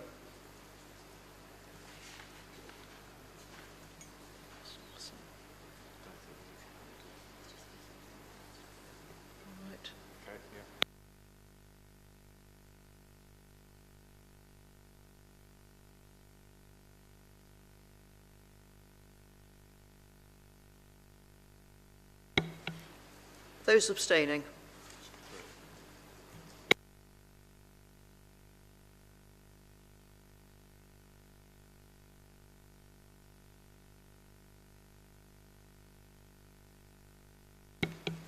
Sorry, those in favour? Thank you. Thank you, members. Anybody against? Anybody abstaining? Thank you. Right, thank you. So the whole thing was carried, wasn't it? Yes, so it's really carried. So the whole A, B and C were carried. Item 12 on the agenda, calendar of meetings. Yes, thank you. For 2024 and 25 and 2025 and 26. I believe the leader is going to present this for us. I'm very happy to table these calendars, and just for the assurance of members and members of the public, Democratic Services are hoping to have our electronic calendars populated by the end of this month or early February, so that we all know what we're doing for the next 18 months. Councillor Earl, are you going to second this before we go to the vote or debate? I'm happy to second it. Members, is there any debate on this? Can we have a consensus then? Agenda item 13, BCP Future Places, appointment of director and changes to articles of association. Councillor Slade, I understand you will move the recommendation. I certainly am. This is a sort of technical thing here, in that we currently have non-executive. The company, as you know, BCP Future Places, is being closed, but there is work to be done to actually formally close the company under the legal duties. We currently have non-exec directors. They are obviously costing us money each month. They are quite content to complete their work, and in order to close formally the organisation, we need a director to do that, and so the council is proposing to appoint Chris Shepherd in that position. There are three options. The other one is to go into liquidation. Wouldn't recommend that. The other one is to keep paying our non-exec directors. So this feels like the most sensible option, and we can then conclude the period of BCP Future Places. I commend this paper. Councillor Earl, I believe you were seconding this. Yes, happy to second. Members, do we have any debate on this issue? Councillor Canavan.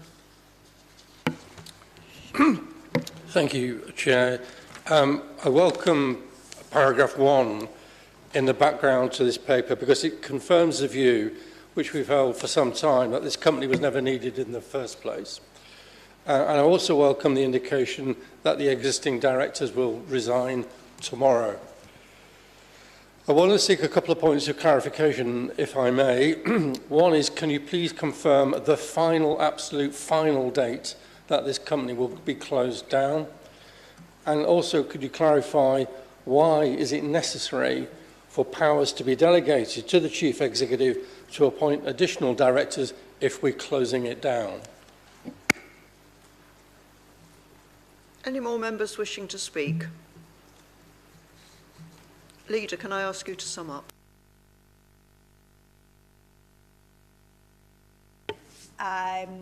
Yes, I can sum up, but I may have to come back to Councillor Canavan with the date of the final closure. My understanding is it's no longer operational, but there are going to be accounting measures that need to be sorted out. One of the matters in relation to the close down is establishing the value of each piece of work and the capacity within BCP Council to be able to assess whether the value of that work is something that we wish to purchase. So it's as much about capacity as anything else. My understanding is that that should be done by the end of the first quarter of 24-25. So we should be looking at June, which is really as fast as we can expect our officers to do their work. I am assured the single director is not going to be paid for being a director, so that financial issue is there. I'm afraid I don't know the answer about why there might be the need for additional directors. That isn't in the paper, but I'm happy to find that out for you. unless somebody is able to clarify for me right now. Through you, Chair, if you're willing to allow the Chief Exec to clarify that. Absolutely. I don't want to get it wrong. Thank you. Just simply to allow any changes to be made should Chris Shepherd change his role, should he resign, should he leave the council, or for any other reason, just to allow us to make sure, because we only have one director, it's important that we maintain a director, and should that circumstance change, council meetings are irregular and infrequent, so just to give the power to ensure that we always have one director. Thank you for the clarification. Members, do we have a consensus on this, or do we need to go to a show of hands? Agreed. Thank you very much. Agenda item 14.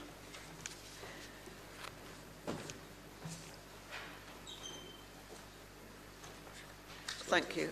Members will note that Janie Berry has left the room. This is agenda item 14, appointment of the Director of Law and Governance as the Council's monitoring officer. Councillor Slade, I understand that you will move the recommendation, and Councillor Earl will second this. Thank you, Chair. As you've seen, Janie has left the room, but hopefully not the building. Hopefully we haven't put her off at her first meeting. You'll know that the Chief Exec had to make the urgent decision to bring Janie Berry in because of the timing of the cycle of our council meetings. But I hope that you will appreciate that Janie has come in to be our monetary officer, and the Constitution requires that we formally appoint her as a council. So hopefully I don't need to say any more. You've all met her tonight, and I think she's had a baptism of fire. So with that, I'll say no more. Councillor Earl? Yes, happy to second that. Members, any debate? I think not. Is that a vote? Just need to check, yeah. Consensus on this, councillors? Thank you. And as the leader says, yes, we've tried her out. We think she's okay.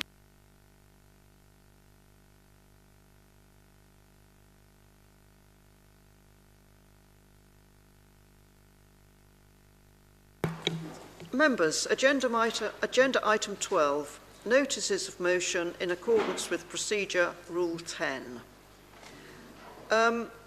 This is a motion, lift the ban motion on asylum seekers. Councillor Gillett, can you move the motion? Oh, sorry, Councillor. For some reason I was looking over there. I'm so sorry. No, yes, please do. I'm moving slowly around the room as I get reallocated. So this motion is in respect of the Lift the Ban Coalition, which is a group of organisations which are campaigning to restore the right to work to everyone who is waiting for more than 6 months for a decision on an asylum claim.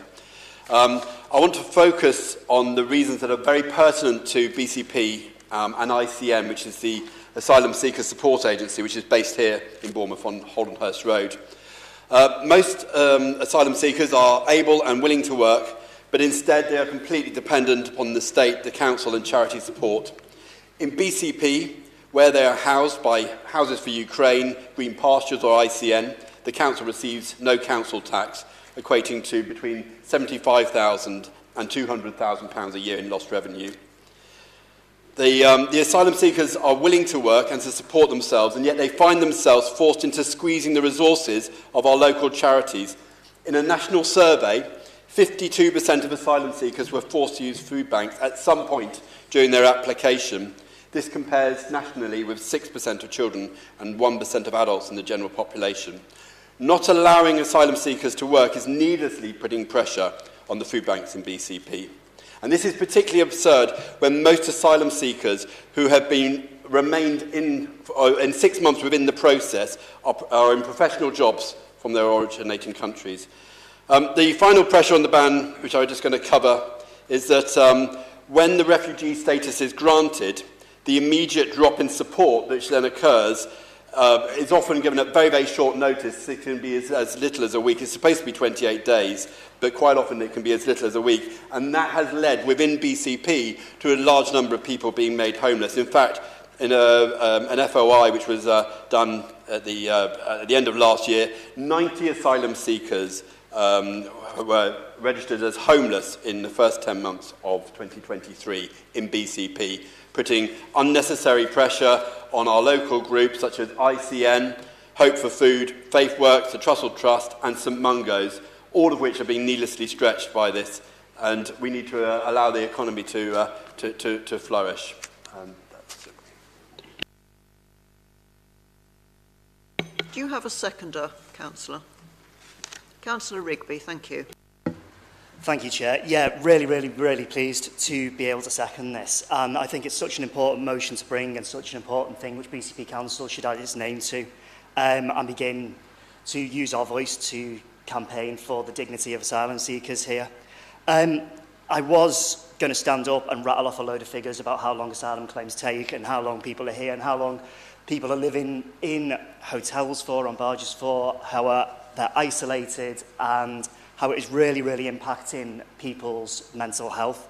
But I think to do this and to do it justice is to give this some sort of humanity. We hear so many stories of asylum seekers who have come to this country and they're spoken about as though they're not people. And this is what we're talking about. We're talking about people, and we're talking about giving people the right to work, the right to integrate into our communities, the right to make friends, not to be separated and put off to one side and just left without kind of ignored and stuck in the side. So what I want to talk about is this Lift the Ban. They've got a very core belief, and that is the belief that people who have risked everything to find safety should have the best chance possible of contributing to our society and integrating into their new communities. This means giving people seeking asylum the right to work so they can use their skills and live in dignity. Very simple, very straightforward. And to give you an idea of the impact that it has on people who are coming to this country and how being able to work would greatly improve not just their lives but our lives as well and those around them.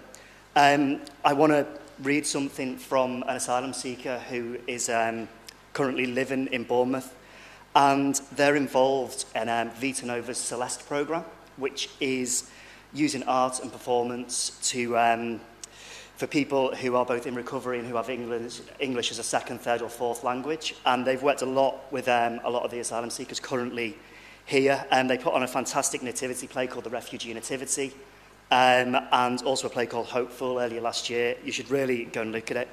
But one of the guys who was involved in this, he's just wrote a few words, and if I'm going to do something I don't usually do and actually read something, and I'll read it verbatim if that's okay.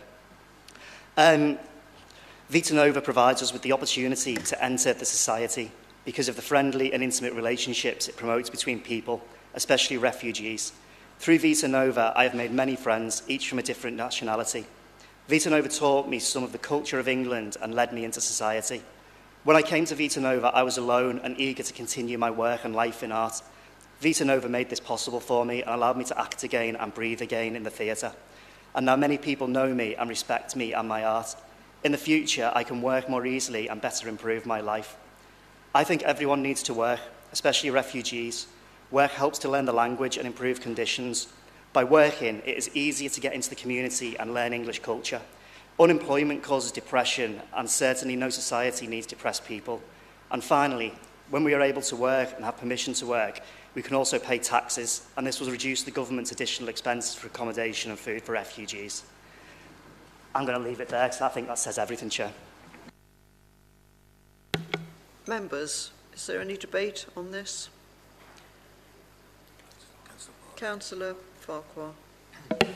Thank you, Madam Chair. This motion is made with obvious good intent, and on the face of it, it's difficult to suggest why anyone would not support it. But there are a couple of aspects about the motion that prevent me from supporting it. My first point is that regards subpara 7, and that talks about enabling those seeking asylum to work would allow them to prove their ability to pay rent and therefore reduce the risk of them requiring council support for housing once they are granted leave to remain. Now, I am aware that it is illegal for a landlord to rent a property to anyone that does not have the right of residency in the UK. Hence, technically, this point cannot actually be accomplished. The second point is that this motion requires a change in legislation to be effected by government. The benefits of the change would appear to be obvious, so why has the government not already taken this action?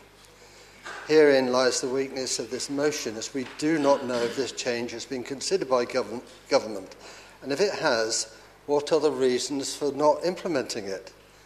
There's always two sides to an argument, and we have only heard one side of this in this motion, not the other.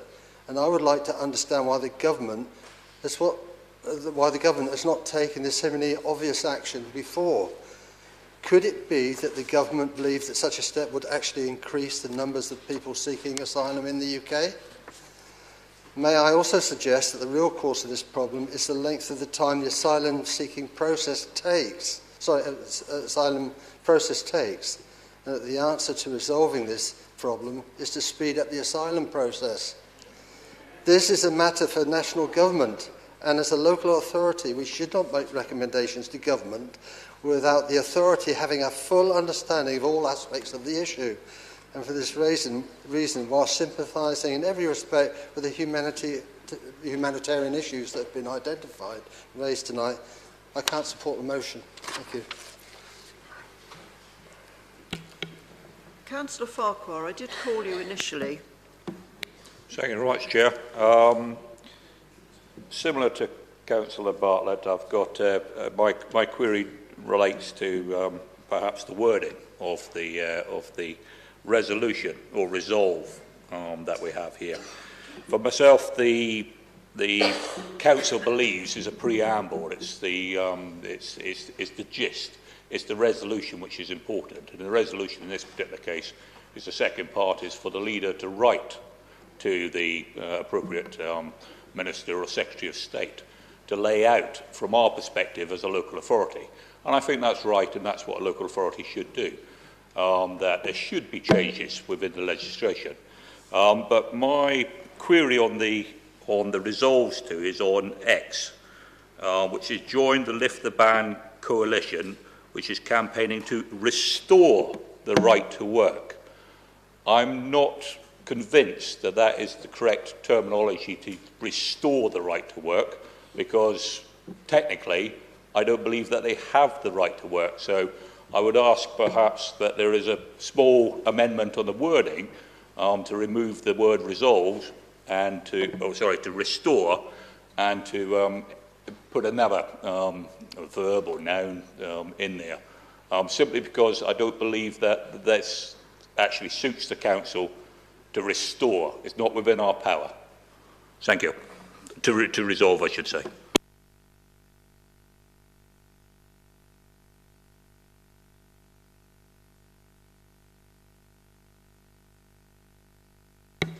Councillor Gillett. Councillor Farquhar has suggested that the word restore is changed to, I don't know what he suggested, to give. Would you accept that? Yeah, I mean, it says restore because prior to 2002, people had the right to work. At that time,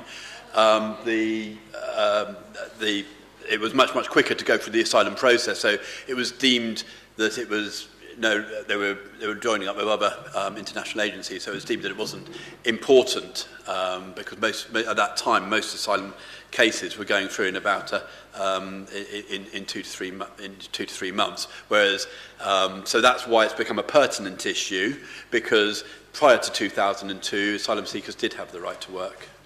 Thank you, Councillor. I think that's clarified. I think, Councillor Farquhar, we can keep restore. Thank you, Chair. With that explanation, I do accept the word restore, and I will be supporting the motion. Councillor Martin. Oh, I thought we'd got the leader for... Oh, the leader is next to speak.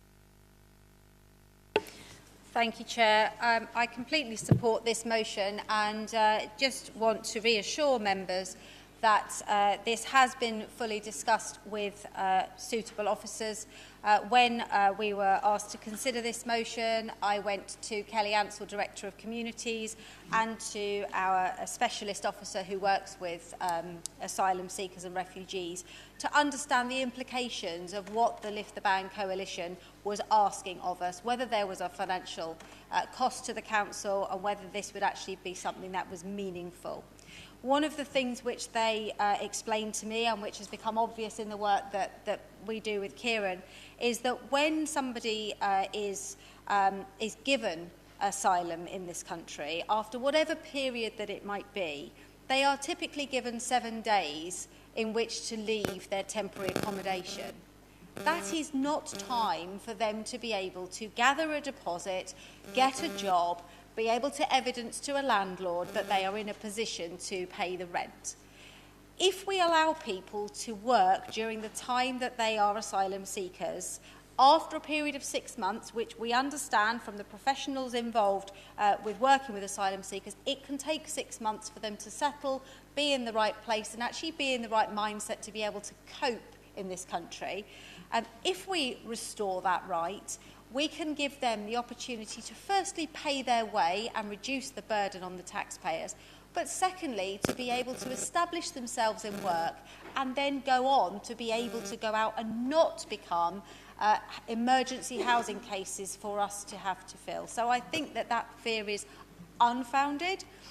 The other thing I just want to add is that when I had my last meeting with the Secretary of State, Michael Gove, and my next meeting is coming up next month with the Chief Executive, we actually raised this with him and said that we had jobs that we would like to fill within the Council. And we asked him at that point personally to consider actually allowing this so that we could fill some of our vacancies and we could restore the dignity to the people in this area that are living in this way. So I completely support this. There are plenty of other councils signed up to this, plenty of big businesses, plenty of other organisations, and I think joining the Lift the Ban coalition and me writing again to government and reminding them of the conversations we've had can only be a good thing for all of our communities and help to build the understanding of the plight of people who are asylum seekers. Councillor Broadhead. Thank you, Madam Chair. I think it's really important that we make it clear that there is a distinction between asylum processes and labour migration channels. It's essential that we have a robust system process that works effectively and swiftly in the interest of refugees and is not open to abuse by those that would seek to come here to work. That doesn't mean that we need to be Fortress Britain. The government are putting in place effective management migration programmes and continue to create a number of work routes to allow people to come and work here legally in a way that boosts our economy, and many entry routes for people who want to work in the United Kingdom. Those, however, that are granted refugee status can work immediately, and of course everyone appreciates the important contribution that skills and knowledge of refugees can make to our society and to our economy. However, our asylum system exists to help those fleeing persecution. Those that want to come here to work must do so through the various economic routes rather than abuse the asylum system. Chairman, they're actually not my words at all. They're the words of the Labour Minister for Immigration when Labour brought this policy in 2002. And actually, I don't agree with Labour on many things, but I do think that the Labour government was right to make that change in 2002. As the then Minister said, there's a real danger, and Councillor Bartlett pointed this out earlier on, that the reason that Labour brought this in was because there was a real danger of, well, they'd seen evidence of falling into the trap of many people abusing the asylum system, which actually puts further pressure on our asylum system as it is, to be economic migrants. And that is a reason, to answer Councillor Bartlett's suggestion earlier on, why successive governments since have not changed this policy. So I think we can all probably agree that we need to support our asylum seekers as much as possible. I agree with many of the things that the leader has said about the support that we need to offer them when they are granted asylum status. But every single word that I said earlier on came from Labour in 2002. I think Labour have got it right then. I don't think many things have changed. There is still that risk of abuse in the system. So on this, I'm supporting Labour and I won't be supporting the motion. Councillor Rampton. Thank you, Madam Chair. It's really late. I'm really tired. I'm not going to speak. I'm just going to say I can't support the motion. I agree with everything that Councillor Bartlett has said. Thank you. Councillor Gillian Martin. Thank you, Madam Chairman. I just wanted to correct, it might be a misunderstanding or he might have made a mistake, but I believe that the right to rent, you get a right to rent certificate. You don't have to be a British citizen to get that. So that's for people that have come from abroad. Because if you're a British citizen, you can just show your British passport instead. So I just wanted to correct that. Thank you. Thank you. Councillor Gillett, do you want to sum up briefly? Essentially, this motion is about supporting asylum seekers. It's also about supporting our local agencies that are put under a tremendous amount of needless pressure, such as our food banks and our homelessness services. It's also, as well as that, it's about sort of bringing together a policy which recognises the absolutely huge fundamental changes that took place in 2020, which completely turned our asylum system. We're not dealing with 2002 anymore. We left the Dublin Convention in 2020, and that has fundamentally changed how asylum seekers come to the UK and how they're being processed. So to say that we're dealing with what was being dealt with in 2002, I think is actually disingenuous. But that's why I recommend this to the, you can say the House. But I don't think we're quite a house as yet, Councillor Gillett, but it might feel like it sometimes. I'm going to ask for a show of hands on this, please. The resolution is part X and part 10 and part 11. Sorry, I'm tired. Councillor, show of hands. All those in favour?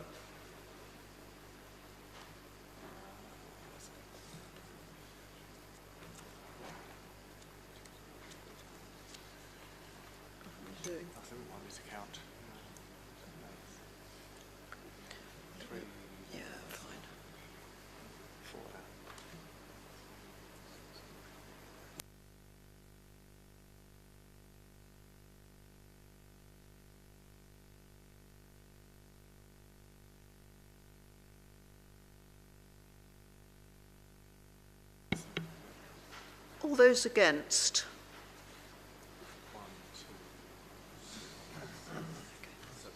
Abstentions?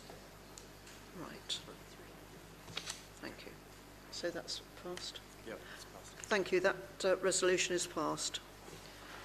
Item 16, questions from councillors.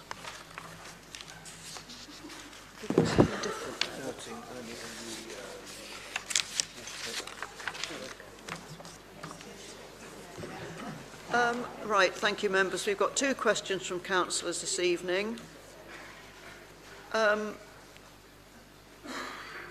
Councillor Farr, you have a question for the Deputy Leader and Portfolio Holder for Connected Communities on funding bids submitted to the Community Infrastructure Neighbourhood portion. Thank you, Councillor Farr.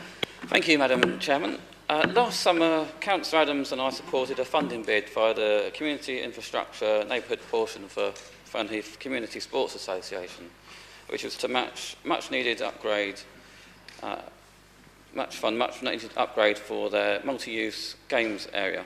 This was duly submitted on time. However, since then, there's been no communication back confirming whether the bid was successful or not.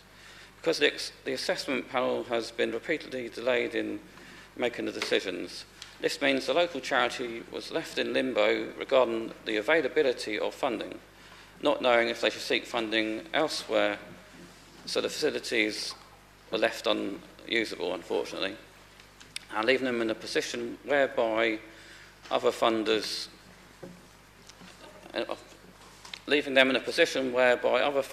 towards the upgrades may not continue to be so patient.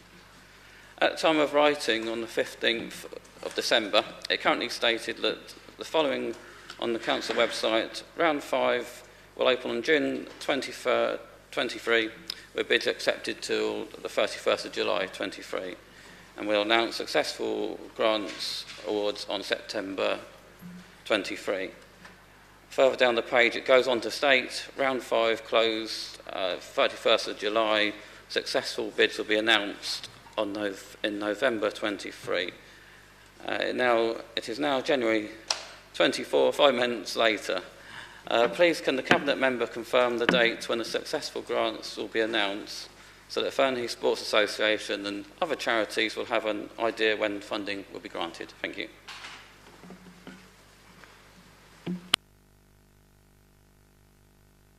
Thank you. Who's going to answer this question? Councillor Earle. Thank you, Councillor Farr. Applicants were notified of the decisions regarding their applications on the 22nd of December. I'm delighted that Fernheath Community Sports Association were successful in their bid, along with 27 other community projects across 16 wards. It's regrettable that the decision period took so long. This was down to trying to find a suitable date for the SIL panel to meet due to the availability of councillors and officers, and also the capacity in the planning team who are working hard to finalise the local plan. Thank you. Councillor Farr, do you have a supplementary? Yes, I do. Thank you. And it is a question, isn't it? Yes. I'm pleased to hear funds have since been awarded, despite the unfortunate delay. What does the Cabinet member intend to do to improve communication with funding applicants to avoid them being left in limbo in future? Thank you. Councillor Earl. I think really when we're looking at the next rounds, we need to make sure that they're aligned with the timetables of other things that are going on within planning. Really, this got left behind because of that timetable alongside a huge amount of work in the local plan. Hopefully, now we've passed the local plan through council, the next round should be a lot smoother, you know, we'll have a bit more of an opportunity to get a bit more pace around it rather than it being sort of sporadically rounds here and there. So I'm hoping it'll be smoother from here on in. Thanks. Thank you. Councillor Canavan, I believe you have a question for the leader. Thank you, Chair. Can I thank the leader for her email to councillors dated the 22nd of December 2023 and the information regarding devolution. The leader will recall that I raised with her an article in the press indicating that the leader of Dorset Council would be presenting a paper to their cabinet outlining a Wessex model that included Somerset and Wiltshire and Swindon. Could the leader indicate what further discussions are planned, whether a joint strategy has yet been agreed, if any work has yet been done on a possible financial model, and at what point a paper is likely to come forward to BCP Cabinet on this?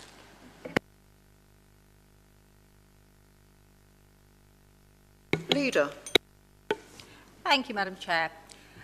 Thank you, Councillor Canavan, for the question and the opportunity to clarify the current position. The previous administration took a paper through the previous Cabinet in December 2022, setting out a number of options to explore around devolution.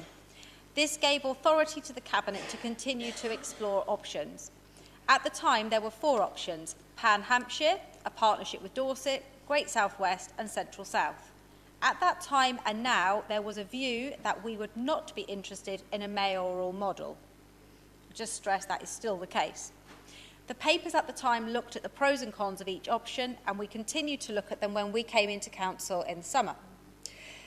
There have been meetings with members across the various options, but during one of those meetings, I raised the opportunity to look at a Wessex deal, bringing in unitary councils from across the region that covered both rural and urban areas. We have now met with the leaders and chief executives of the 6 councils and have a further meeting planned next week. At this time, officers have been asked simply to create a working document that looks at where we might be aligned. No further details have been agreed. We are also aware that both options the current government has on the table will not work for us, and we will not be able to move much further forward than a decision in principle. The leader of Dorset has chosen to share this update with his council as he has elections in May and is keen to make progress during this term as it formed part of his own earlier commitments. The other leaders have made it clear alongside me that this is not a key priority for their local authorities at this time, but that we would want to be in a position to be ready should the circumstances change either under the current government or the next government.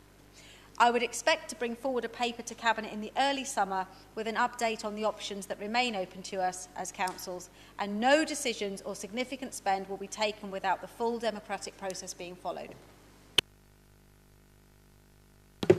Councillor Canavan. Thank you, Chair. My supplementary question is then when?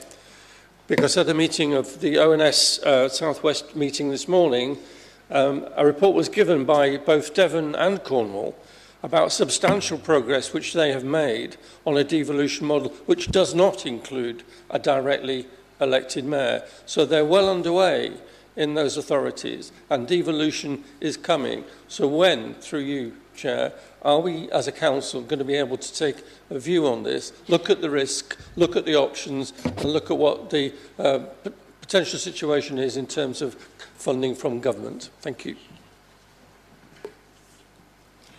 Thank you. As I say, there were 4 options that were being considered by the previous administration. It was fairly clear that there was not an appetite to simply have a Dorset and BCP deal. Otherwise, people would say, what was the point of LGR? You might as well just have one council. The Pan-Dorset deal, you can read about it, it's been falling apart because of difficulties between the Hampshire County Council and Portsmouth. So that deal is no longer practical. Great South West would not be a deal because Devon and Cornwall are doing their own devolution deals, and in fact Plymouth have refused to work with the Devon deal, so that's not practical. And Central South, which would be something which would be the Central South urban areas that we all thought was a great idea, is not practical because Hampshire won't allow there to be a contiguous area. So those deals that were on the table at the early stages when we came in are really not practical. This idea about going with Wessex has only come forward within the last 3 months. Those deals with Cornwall and Devon have been on the table for a lot longer. Government has to actually progress those deals with us. We are not yet in that position. I fully expect to bring forward a paper to Cabinet in the early summer with an update on the options. So your timetable of when? Early summer. Thank you very much. Of course, it is worth saying that those deals with that Devon and Cornwall have announced have the approval of government, and the 2 different tiers, neither of them are offering what we would want. What we do has to be right for our residents, and if it's not right for our residents, we won't do it. Thank you, Leader. We move on to agenda item 17, urgent decisions taken by the Chief Executive in accordance with our Constitution. Chief Executive. Thank you, Chair. I took 2 decisions since the last council meeting. One was the appointment of Janie as Director of Law and Governance, and as Monitoring Officer on an interim basis, now confirmed by the Council. The second was the approval of the submission of the LEP integration template in order to meet the government's timescale, which was that we had to submit it by the 30th of November. Thank you, members. I think we'd all like to welcome Janie Berry, and I hope she's appreciated our meeting. And at the beginning of the meeting, councillors, I did say I know that all councillors will uphold the highest standards and treat each other with courtesy and consideration. I think we all have. It's been a very long meeting, so thank you very, very much. I think we've all done very well, and we've had a very, very good debate on all this. We've had an average of 13 people speaking on each item, so that's been very good. I will close the meeting, but can you remain seated while the feed goes off, please, until we go?